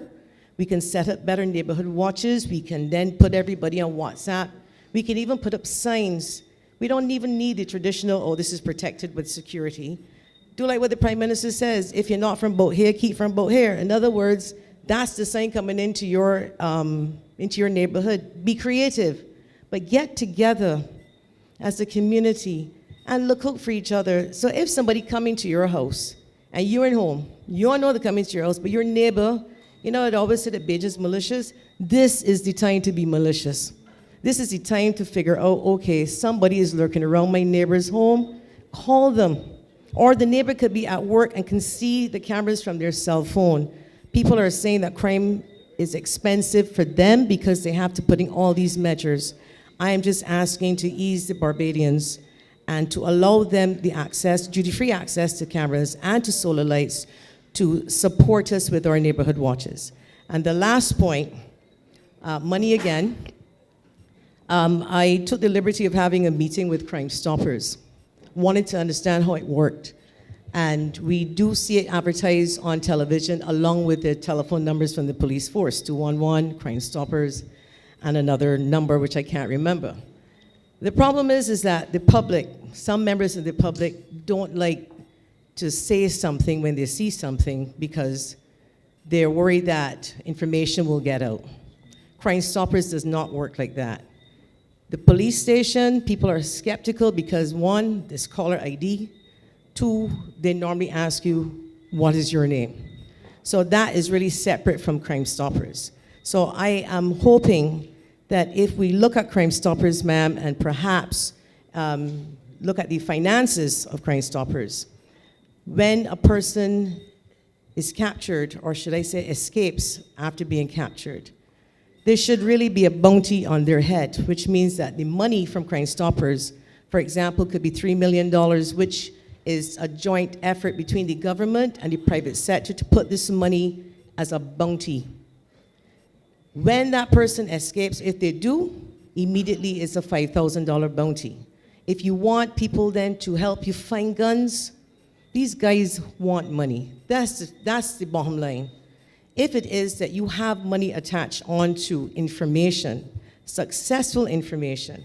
So if John Brown is deciding that he wants to rob and he going to rent a gun for $100 to only get $150 and end up shooting somebody, why not then say, okay, it's $2,000 for every gun that we could find if you give the information, and it's another $200 if it's more than one gun, $20 a bullet. In other words, you're snitching to get rich, not snitching to get a stitch. So it's like snitches get riches, and you can really actually change that whole thing because people in the neighborhoods, I'm telling you, would give up their mother if they knew that money was attached. We will get the guns off the street, most of them, while at the same time government is tackling the guns at the port with all of the methods, all of the things that they're putting in place.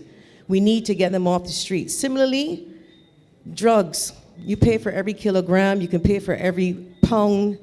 Make it into, I don't want to say the word business, but make it a little interesting, because if the man wants money, and he does, what do you think they do it for? They do it for new shoes, they do it to impress girls, they do it for the cruise. That's why they do it. They don't do it and do a Robin Hood thing and say, well, let me steal from the rich and give to the poor. They're not even stealing from the poor. They're stealing from us, from poor black people that even have less than them in a lot of cases.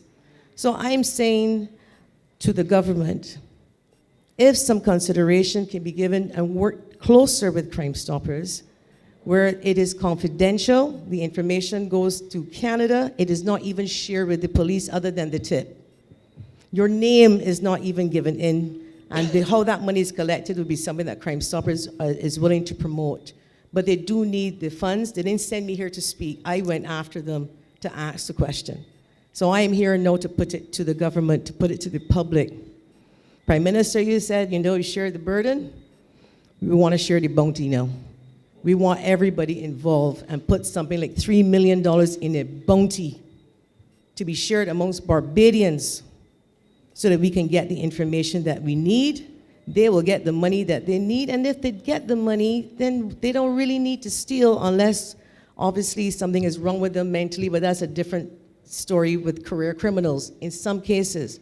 But in most cases, it's desperation, laziness, yes, but I'm hoping that those 3 points are taken under consideration, ma'am, and we can sort of move forward. It's not the solution 100%, it's low-hanging fruit, and something that we can do almost immediately. Thank you so much. Thank you, Joanne. Reinveld Blenman.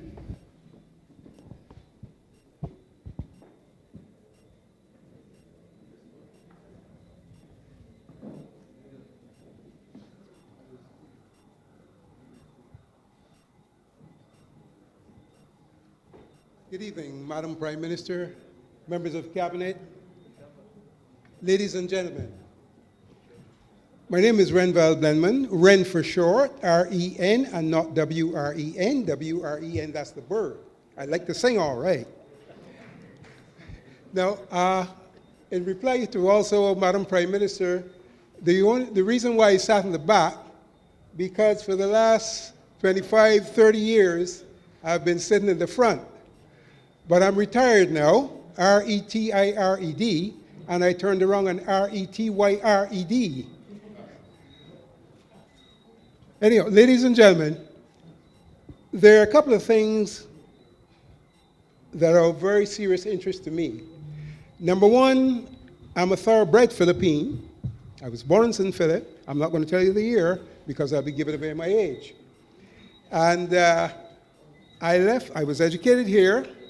And I left Barbados in 1967. My parents and myself, and we took off to Canada. And of course, I completed my education there. And I had a very wonderful father who was also a member of the Royal Barbados Police Force back then, for over 30 years here. And I left here, went up to Canada, and he rejoined in Canada. My mom was a nurse, so of course, I had discipline on both sides. Now, I'm very, very serious when it comes to discipline, law and order, rules and regulations. Because anytime you lose law, order, what do you have? Total chaos. Total chaos. And we don't need that. So we have to come up with some ideas. I realize at this time that we're doing our boys in blue are doing, and the girls are doing a very wonderful job. I compliment them. They're doing very well. I also will let you know, I have, due to my father's background, I also have a background in law as well. Not legally, but from the police perspective. Because when I completed high school in Canada, I thought I would follow my dad's footsteps. So I enlisted for 1 year. And something happened in Canada. There was another Barbadian policeman who left here, went up to Canada. His name was, some of you might know him, Percy Cummins. Percy joined the force in Toronto, Canada. And he was a very brilliant policeman, I will admit that. I'll tell you that. He was very brilliant. And if he had stayed in Barbados, he would have been a commissioner as well. Now, while he was in Canada, Percy was so brilliant that the chief of police in Toronto started to push him. So there was a situation where something went wrong, and unfortunately, Percy lost his life. His wife brought him back here, and he's resting at the Westbury Cemetery. Last year, she passed away, and she's back here now, too. So I backed away. My wife said to me, I don't want to lose you. I don't mind even if you're a garbage man now, but you come out of the force and you relax. You relax. Mr. Blackman, we don't want to lose you either, but you only have 5 minutes. I know. Thank you. Okay. However, to fast forward, I find that the contemporary parents here, they lack proper parental skills. We need to get them up on proper parental skills. It's falling behind. Now, I realize that the children, they are not very well disciplined as well. Some, not all, I will say some. Let me qualify that. Because there are some parents who definitely try, and there are some who are not really giving it a serious thought. We need to get that sorted out.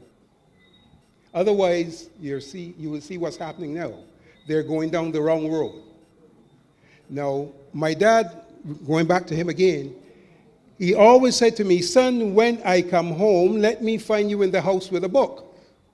And there was good reason for that. He always stressed that education is extremely important, and a sound, solid education. As the mighty sparrow said, children go to school and otherwise later on, what's going to happen? Thank you. He was not wrong. He was extremely right. And I made sure I followed my goal to make sure I got myself a solid education.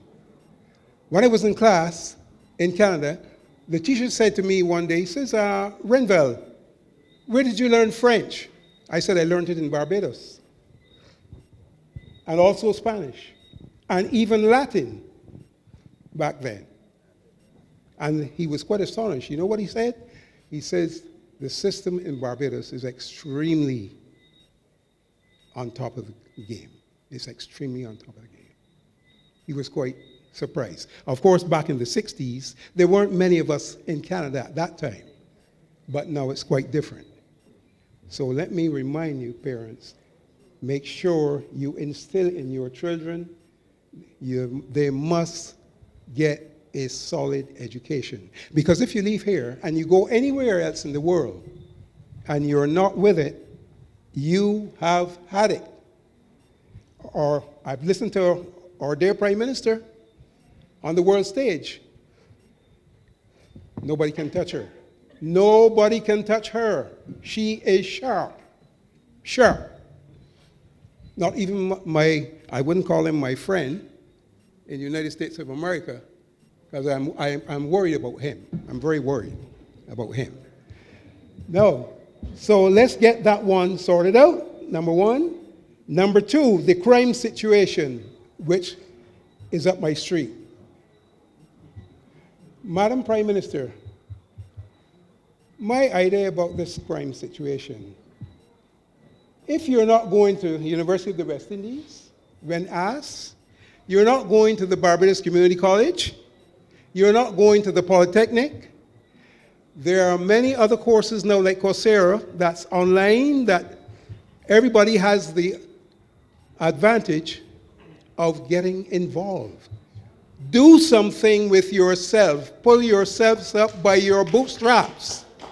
Don't just sit around on the block and waste time or waste your life. Get with it. As a matter of fact, as they say, take off the rose-colored glasses and smell the coffee or the roses. Let's get with it. Pull those children back. Pull the horses back. Okay, pull them back. Now, last but not the least, let me mention something to our dear Minister of Education.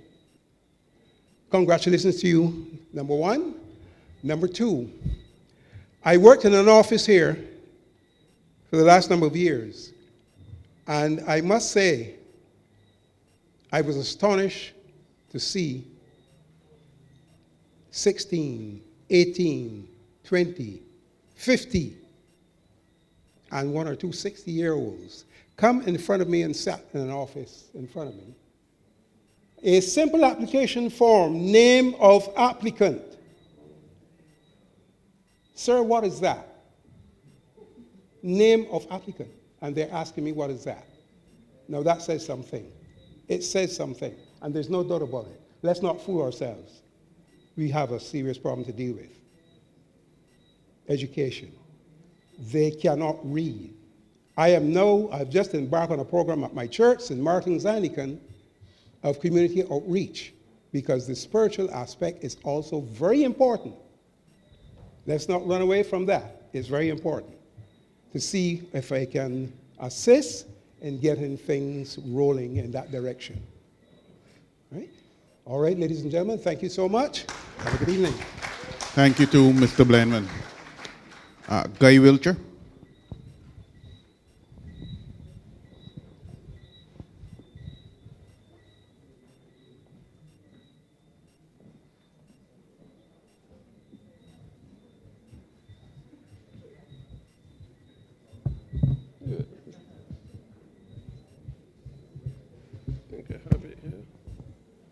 All right, good evening, everyone. My name is Guy Wiltshire. I was a former resident of Reigate Point Lighthouse. I am here tonight to discuss what we can do to bring it back to its former glory.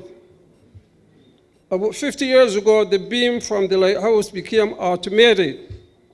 The lighthouse keeper's job became outdated and the lighthouse became abandoned to the raging wind and rain. It is still the tallest structure in St. Philip and can be seen from miles away. That is why visitors to the island always make a visit there. I would like to know why can't the government make it into a park? It is a wide open space, a lot of room. The community is becoming heavily populated from returning nationals like myself. And visitors and the people in the area will love it. That's number one. Number two, I want to talk to you about Hurricane Janet. It hit in Barbados. I was about 8 years old. I will never forget it. I was living in New York when the towers fell. I see people jump. That was bad. I was a cop here at the Trent, Bridge and Harbor Police Station, when the Cuban flight crashed. All of those bodies come and squashed up. That was bad. Hurricane Janet. I wouldn't hope nobody experienced a hurricane like that again. It came from the east, and it hit the lighthouse. We get the full brunt. You see this? The lighthouse is made up of soil stone, not blocks, and it was shaking like this. I remember the house was full. People come to visit the shelter from the hurricane. I remember my grandmother screaming, the lighthouse can come down, they can kill all of us, we're dead. And my father, he was a lighthouse keeper there. That's why he was living there. And he was saying, no, the lighthouse can come down, it built wrong to withstand the hurricane and whatnot. Everybody thought we was going to die. That is why when the Prime Minister was on the TV the other night talking about prepare for a hurricane. Look, the hurricane by itself is not bad. The after effects, you can't go anywhere. The electrical poles, the telephone, everything will be all over the place. You can't go anywhere. That's why she's telling people to stock up on food, and she's right. Stock up on non-perishable food. Corned beef, sardine, anything that's non-perishable. I hope to God anybody experienced Hurricane Janet? Or you, George Griffith? You? I know true. You are younger than me. I was 8 years old. But anyway, listen. Stock up on non-perishable foods. A hurricane is nothing to play with. That is why when you hear the Prime Minister go on TV and talk to people about prepare for the hurricane, she's right. I experienced it. I know what I went through. I don't know when I hear about the hurricane coming, I tremble. Please. Okay. Look, I'm sorry to went off the mark. But we want the lighthouse fixed up again so people can come and enjoy the scenery. I lived back there in the 50s and 60s. When you go up in the lighthouse, you can mark the places with the lights, the plantations, Sam Lars Castle. The street C had a big light there. You know, those prominent places. There was no lights, you know. But you go back there now 50 years later, you go up there. I visit Empire State Building. When I visit it now, I think I see New York City. It is easily the most beautiful place you can see in Barbados. The light in Barbados built up now. So when you all get a chance, I think the government could make a lot of money from the lighthouse. Because people are always going, tourists are always going up there and say, look, I want to see up there, I want to see what the island looks like from the lighthouse. It must be beautiful, especially at night. My goodness. So, I'm saying this to say this. You all people here get behind the government, fix the lighthouse. You all can come and take a look up there and see what it look like, okay? And also get behind the government to fix the lighthouse. People can come there and enjoy the park. It's a beautiful place, okay? Anytime you all got a chat, no. Oh, thank you. Miss Burgess, she's from up there. Anytime you all get a chance, go to the lighthouse now, and you could take a beautiful view of the West Coast and the East Coast. Beautiful view, okay? That's all I have to say. Give me applause now. Thank you very much. Thank you very much, Mr. Wilson. Our final listed participant, Alexi Charles.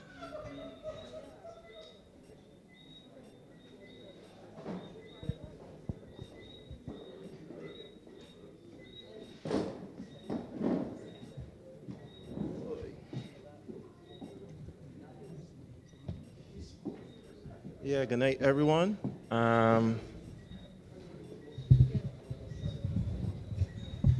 Good night, everyone. My name is Alexei Charles. I am an artist, an art teacher, photographer, a whole lot of stuff dealing with the arts.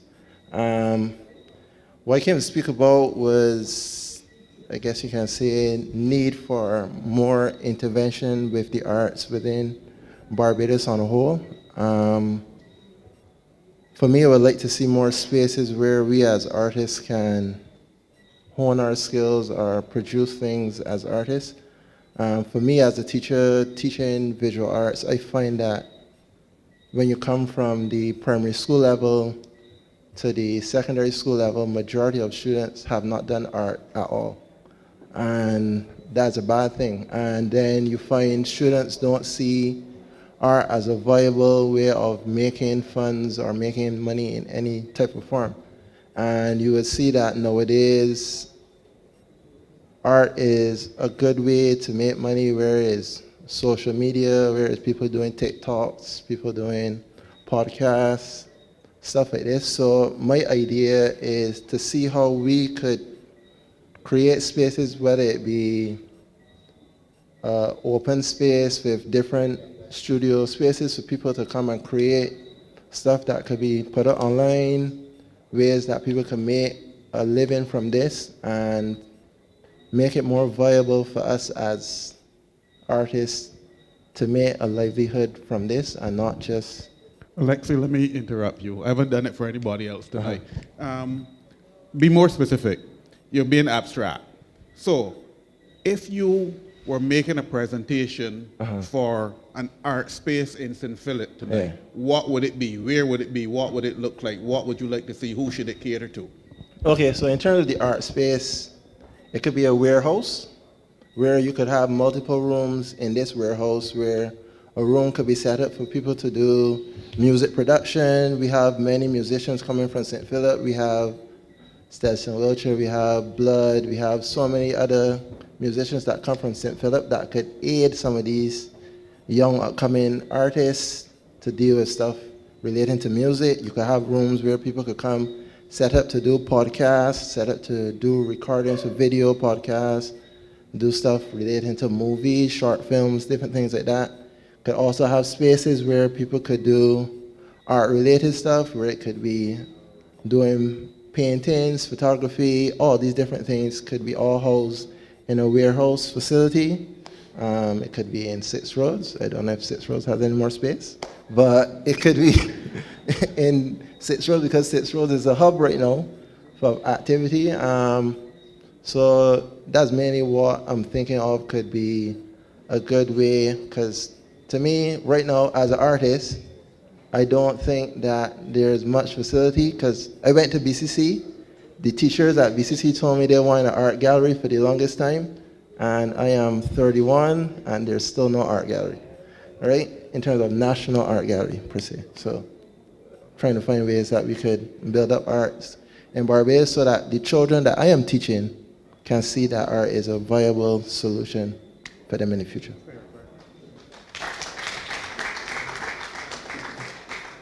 Good evening, everyone.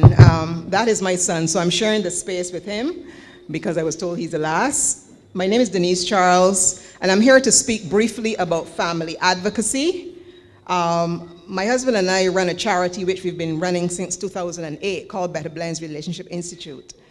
And we focus a lot on empowering couples, individuals who are to be married, who are already married, through workshops. We do lots of work with church groups and other types of groups who invite us in to speak to them. We do our own social media posts. We do lots of content creation to help people feel energized about having strong families. Now, there's a lot in Barbados that we are concerned about when it comes to the state of the nation. Yes, crime and so on, we've talked about that. The state of the family is critical to changing the trajectory of the nation when it comes to crime. And we've heard talk about the fact that we need to have more children. People aren't getting children like before, right? And because of that, our nation runs the risk of not having the type of population that it needs to push the type of the development that we need. So I would really like to see initiatives added to what we currently have. I know that there's the recent paternity leave for fathers, which is great, but we have to find a way to make building of families, if for want of a better term, sexier again. We have to find a way to help young people to see that they have a responsibility to build legacy, okay? Because we have a lot of young people, educated young people, middle-class young people, choosing not to have children or having only one child. And that does not augur well for a future, a Barbados future that is strong and productive.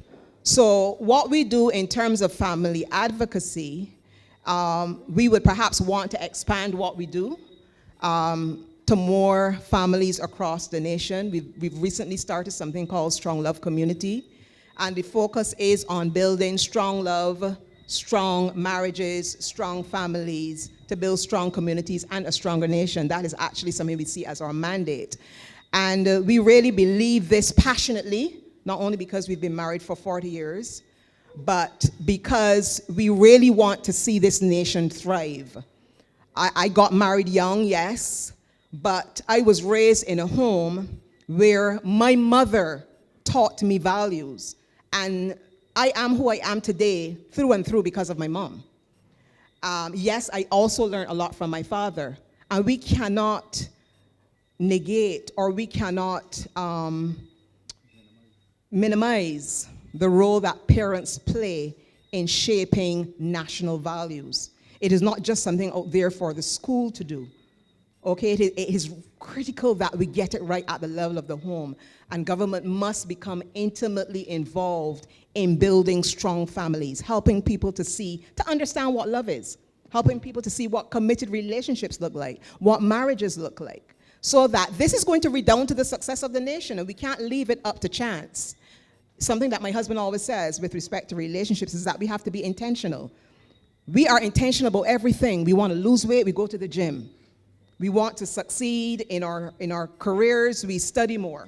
We apply ourselves more. We want a better vehicle, we save the money to get that vehicle. But when it comes to family life, we sort of think it's going to happen automatically, and it won't.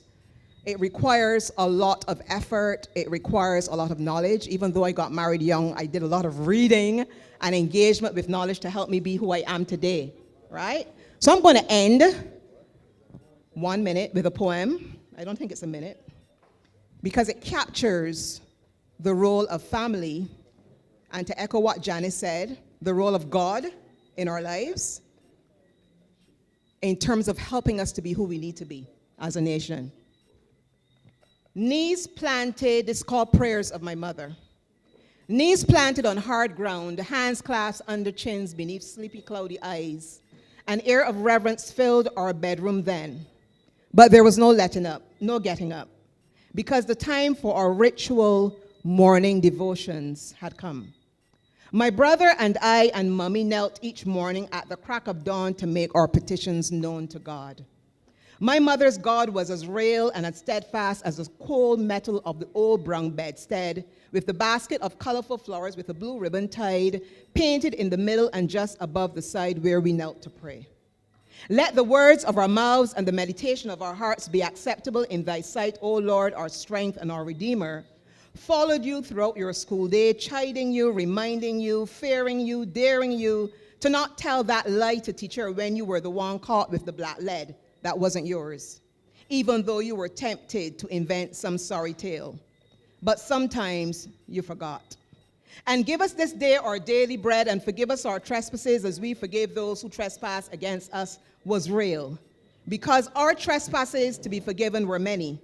And Mommy made us recite the Lord's Prayer together and then say our own prayers with whatever words we chose to talk to her God.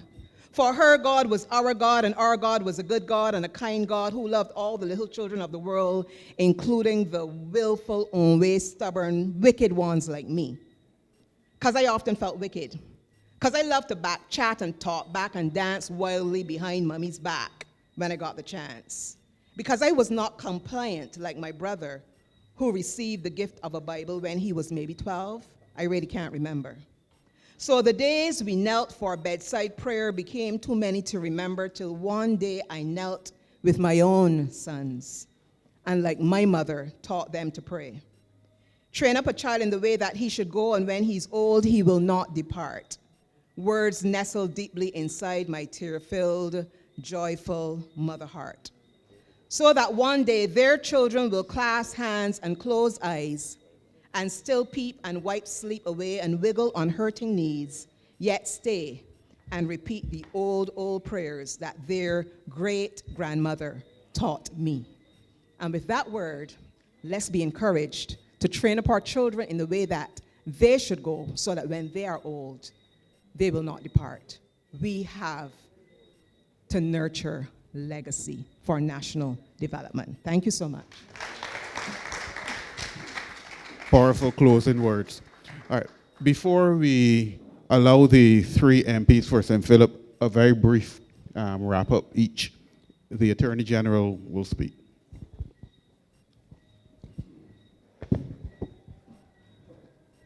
Good night, everyone. I feel like a bit of an interloper, but I think it is fortuitous that I always make it a point to attend Ideas Forum. And tonight, I've heard the expressions of concern about our crime situation. There's a lot that has been said, and believe you me, there's a lot that the Prime Minister, her National Security Council, me as AG, and the police service do on a daily basis to deal with the crime situation. But unfortunately for me, I'm not like Indar. Indar can talk about everything that happens in agriculture, from trying to get rid of courage to giving people free fertilizer and sorting out water and shooting monkeys. There's no part of agriculture that has to remain confidential. There's no part of the arts. There's no part of health, national development. But a lot of what keeps the Prime Minister and myself awake at night, matters of national security, are things that regrettably we are duty-bound to keep confidential, but we believe that the results are being seen, and I'm not sure if he left, the gentleman who praised the Barbados Police Service for the work they were doing. I'm so glad that there are a few members of the public who are willing to look past all of the challenges and acknowledge the diligent and successful efforts of the Barbados Police Service. So, young lady, I don't remember your name. Not your fault. I don't have many brain cells left, especially on a Thursday, Friday night. What's your name again? Shakira, yeah. And I'm so pleased. I hope that we could perhaps have a minute or two to chat after we finish here. I will be pleased to make your acquaintance. I'm happy that a young person, you must be about 25, is willing to weigh in on the all-consuming area of crime, not just from a standpoint of being critical, but from the standpoint of offering, of highlighting some issues and offering some ideas. And I don't want to throw cold water on anything that you've said, but the truth is, much of what you've highlighted are already embedded in our national security system. So when you talk about turning away people from the airport, from as far back as 2007, when we prepared for our first Cricket World Cup, we put a regional security structure in place so that every time a plane or a ship leaves someplace to come to Barbados, they have to send us what is called the advanced passenger list. Every time. If they don't send it, they can't come. And that list is not a list that gets sent and you just glance at it and put it in a filing cabinet. That list and the name of every passenger on that list is, to use the technical term, scrubbed against a number of watch lists. What you will not see or will not hear of are the many occasions, some probably as recently as this week, when individuals were respectfully but firmly told, you cannot enter Barbados. Doesn't happen every day, but it happens often enough that I am satisfied that it is a system that works. We're not going to get everybody because everybody's name is not going to be on the watch list. Everybody's name will not be on the watch list, but it has worked for us, and we've been able, we think, to protect Barbados from some fairly heinous criminal activity by keeping a lot of those people out. Believe me, it works, and we've invested in other kinds of things. I'm not going to go into all the things that we're doing. I can't, but believe me, there's a lot of stuff that goes on behind the scenes, whether it's technology. You mentioned forensics. The Forensic Center is about to reopen. There's a lot that goes on to help the police in being able to conduct intelligence-driven operations. When you see the police do a lot of these things, it isn't guesswork. They didn't happen across it, pass and see that a fellow look odd. Sometimes that happens, but a lot of it is intelligence-driven. A lot of it is technology-driven. Can we do more? Yes, and the Prime Minister, and in fact, the government as a whole has always said that citizen security must have the first call on the national resources. That's why we're able to invest in new vehicles for the police service. We are putting cameras in 6 roads. We're going to put a police station in 6 roads. We've just opened a substation. Indar, Kay and Sonia have been constantly, I don't want to say quarreling with me, but they have been remonstrating about what they have long recognized as an increased set of criminal activity in this area, and it has compelled us to put a substation in the 6 roads area. But you probably have recognized that we've had some success in terms of some of the serious criminal activity and arresting a few individuals. So that is just a temporary substation. You can anticipate, I hope very soon that we're going out to designs. We've already allocated the land, and we will have a proper police station and a proper court for St. Philip. Joyanne, Joyanne, you mentioned some initiatives. I don't know if Chad plans to speak, but you will, yeah. But again, I'm happy to say that some of what you've talked about is already being done. And for the first time last year, the government, through our crime prevention program, actually gave a fairly significant amount of money to Crime Stoppers to help them to fund their work. So it's not a gotcha moment, it's just that we've recognized the importance of the work that Crime Stoppers does. And we've given them little $10,000 before to help them with school programs, but we felt that they needed a significant injection, and therefore we gave them a very tidy sum last year.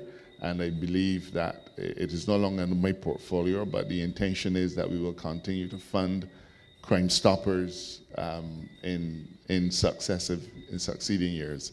As for a reward scheme, a bounty, it is, I suppose we could say, largely alien to Barbados, but the National Security Council has actually begun the discussion with the police service to see exactly how that would look. From what we see on television, and I know that I also only have 5 minutes, more. But from what we see on TV, people talk about, you know, a reward. You're offering a reward. There are some unique mechanics to a reward, because all of us could call in a tip. But as Naval would know from his policing days, only one of them might be the one that causes the police to apprehend the criminal. But every single one of you can say that it's me that had any tip. It's me that caused the man to get caught. So there are some niceties that have to be worked out. But suffice to say, we've begun the discussion, and I can't tell you it can be $3 million. I'd rather spend $3 million in a police station. But it is something that the government is receptive to, as long as we can work out the logistical issues. To the people of St. Philip, let me thank you especially for your patience. There's still a lot more to be done. I am happy to have spoken after Miss Charles, because, where's Miss Charles? Right there. Your poem, you know, my father was an ordained minister, and I always boast about that. But, you know, morning devotions was a part of my existence. I didn't keep any with my children, probably because I was out working when I should have been praying. But I have no doubt that the message that you're giving, and in fact I think you ended with those lines, is that we need to go back to basics and recognize that it is how we raise our children that determines how they turn out. The police have been arresting young boys with firearms, and they're how old? 17 and 18 and 16, and 16-year-olds have been killing. Well, where was your son when he was 16 years old? At school. And you were checking his bag when he came home, he was doing homework. Okay, so one of the things that we need to acknowledge is this crime situation did not, and I'm walking away as I finish so that you know I can stop talk. This crime situation is not something that grew up overnight. It wasn't a mushroom that, it wasn't there yesterday, I come out this morning and said, well, Lord, sit there. The seeds were sown a long time ago.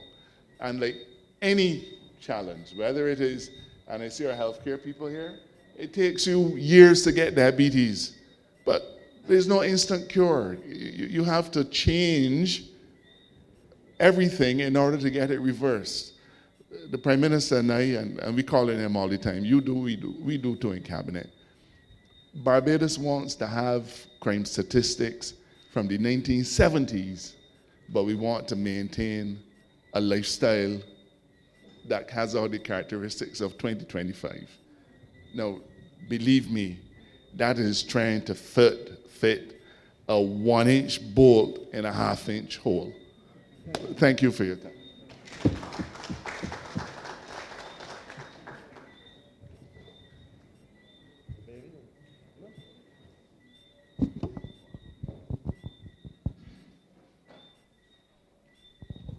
Good evening, everyone. You know, it is good to be in a room tonight with people who actually truly care about the community, because from family to food security, from education to parenting, from water to preservation of heritage with the lighthouse, the interests are wide, the ideas have been meaningful, and it is good to be part of a community that cares about itself and cares about each other. And so my message to you tonight is thank you. Continue to keep the ideas coming through your MPs, through the Prime Minister's office, and through each other. Make sure that we continue now not just to make these ideas, but we turn them into action. I'm happy to be a part of that with you. Thank you and good night.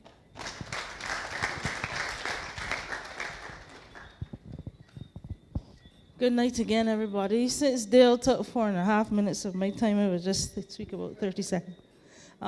First of all, thank you all for coming out today. It makes St. Philip look good. As the Prime Minister says, we is we, so we show up. What struck me most this evening, and I have to admit it, I forgot your name, please forgive me, Janice, the comments you made, she said Janice.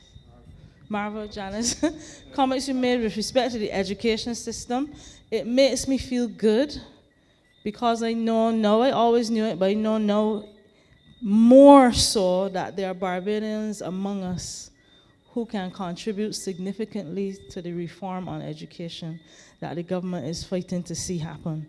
And I am totally impressed by your comments. I see it with respect to the self-esteem, and it struck me some years ago the difference between a child that lives in the US and a child that was brought up here. If I asked a child from Barbados what was wrong with him in my office, they'd look back at the parent. If I asked a child from the US what was wrong, they go off on a tangent like Dale would talk when he's in a good mood, or the Prime Minister when she's in a better mood. And it was obviously to me the difference in the culture of the two countries. So I totally agree with you, although I do not have the formal education on what you have. The other group that I strongly support, and the Prime Minister knows this, anything on health, you have my full support with respect to the NCD. I am here for you. You haven't called on me yet, but I'm here for you nevertheless. I think this is a continued, I want to say continued start is a stupid phrase, but you know what I mean. To bring it to St. Philip in terms of the fight against NCDs, which costs more than most things. William and I had a rousing argument. We're still arguing, but we will share that another time with you in terms of how the difference between what I stand for with the NCDs and not. In essence, though, all of you made fantastic presentations. You have made me proud. And I just want to say again, thank you so much for being here tonight. Thank you and good night. Good night again, all. I see Roy nodding at me, but I thought that after I spoke in the beginning that would have been enough. Let me start by saying, first of all, since my head is gray and I don't remember so well, let me start by thanking all of you for being here tonight. I'm indeed very pleased to see all of you in this hall tonight. I at first was worried when I came, but I'm sure that I can rely on my St. Philip family to always come out and support. We just came off a Regathering 2025 and our theme being sugar. I am happy to note that you have presented us with the love and the sweetness that we deserve as MPs in this constituency. But I'm even more grateful for the opportunity to see all of you in forums like these, to be able to interact with us, to share your views with us.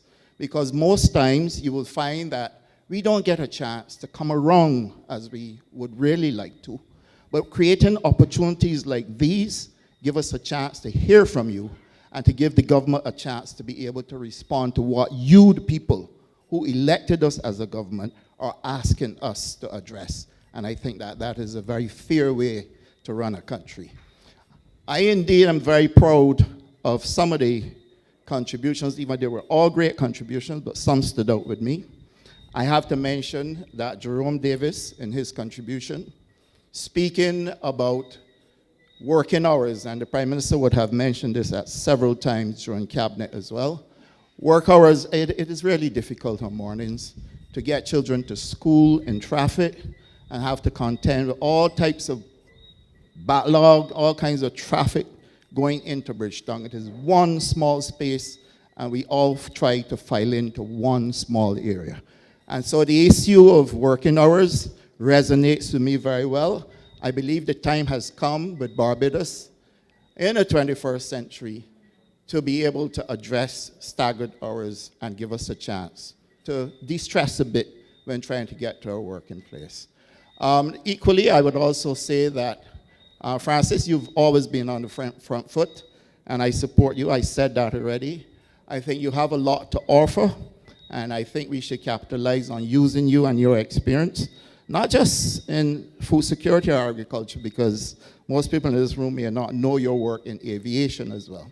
And I believe that we have enough talent in this room for us to continue to share. Please feel free to use my constituency office to send information. The landline actually takes WhatsApps, 546-2416. I've given my mobile number, 266-4423. Do not spend time calling me. Send WhatsApps, and I respond to WhatsApp messages. So I want to thank all of you for being here tonight. I equally want to thank you all for the support you have given St. Philip during the Regathering 2025, and I look forward to seeing you more often in forward like these. Thank you. Thank you, Minister. Prime Minister, do you want to speak?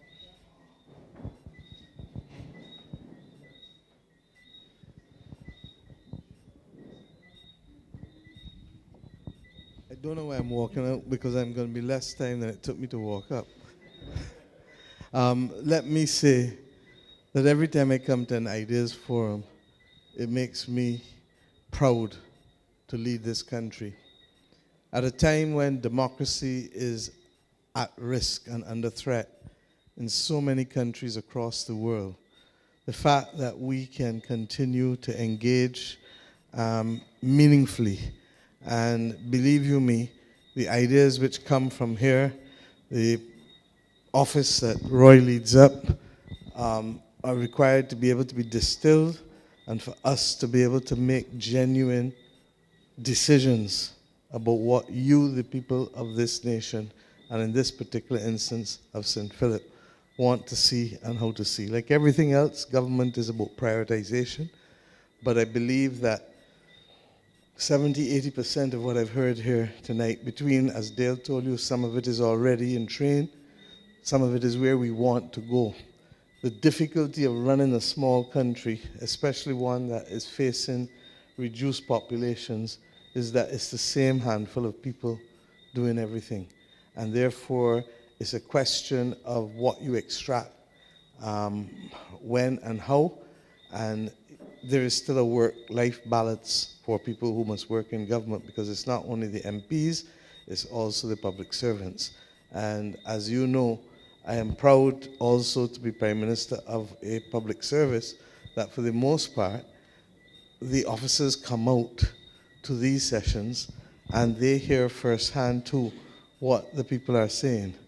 And since St. Philip used to be that place where perhaps I spent more time listening to Calypso Tents than anywhere else, and if not in St. Philip, from St. Philip at Dover and wherever else, Steve said, it has not escaped me that tonight is the 31st of July, that it is the night before competition, and competition in any other part of the island might have a different set of people wondering, what competition are you talking about?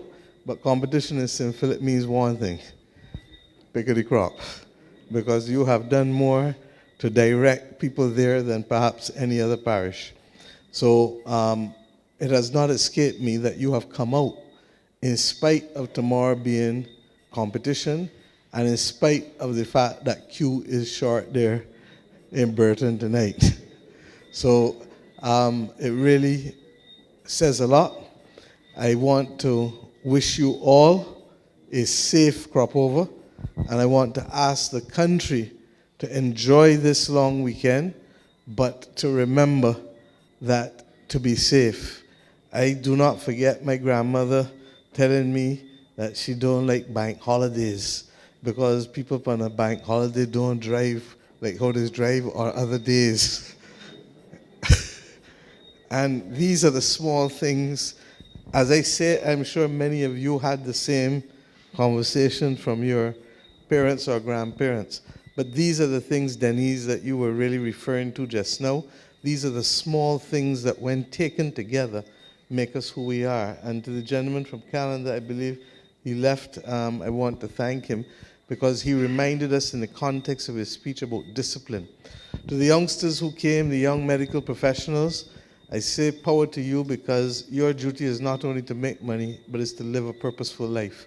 And the fact that you are here, even before qualification, trying to make that difference, I want to encourage you. Janice, the Minister of Education, is there. We're looking for people to help lift weight because, as I said, we're trying to reverse over 3 centuries. And last night I spoke about it at length at the launch of the book by President Obasanjo from Nigeria at LESC with Prime Minister Patterson.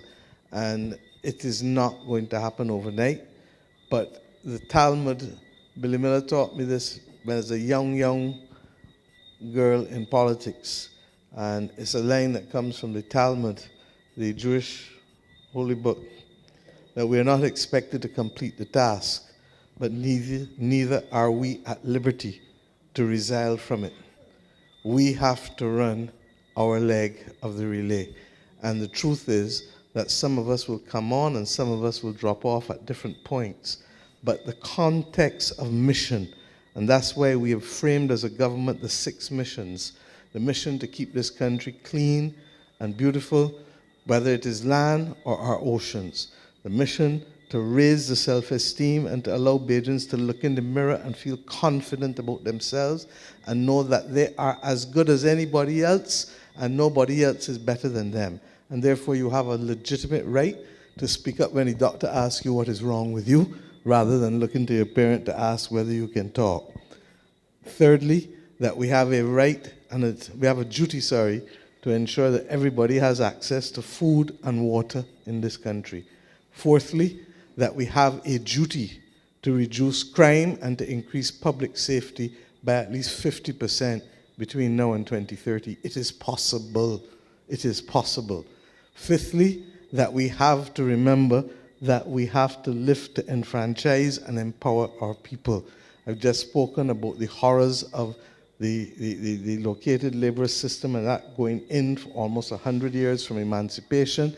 And that is why what was done by successive governments, but in particular Tom Adams with the Tenantries Freehold Purchase Act, is so critical because it allowed us to enfranchise people so that they could fix a house and get the land at next kin to nothing, which meant that they therefore had a stake in the society, in the community, in the democracy, in a way that if they were only tenants, they became liable to be shifted about and moved about at will.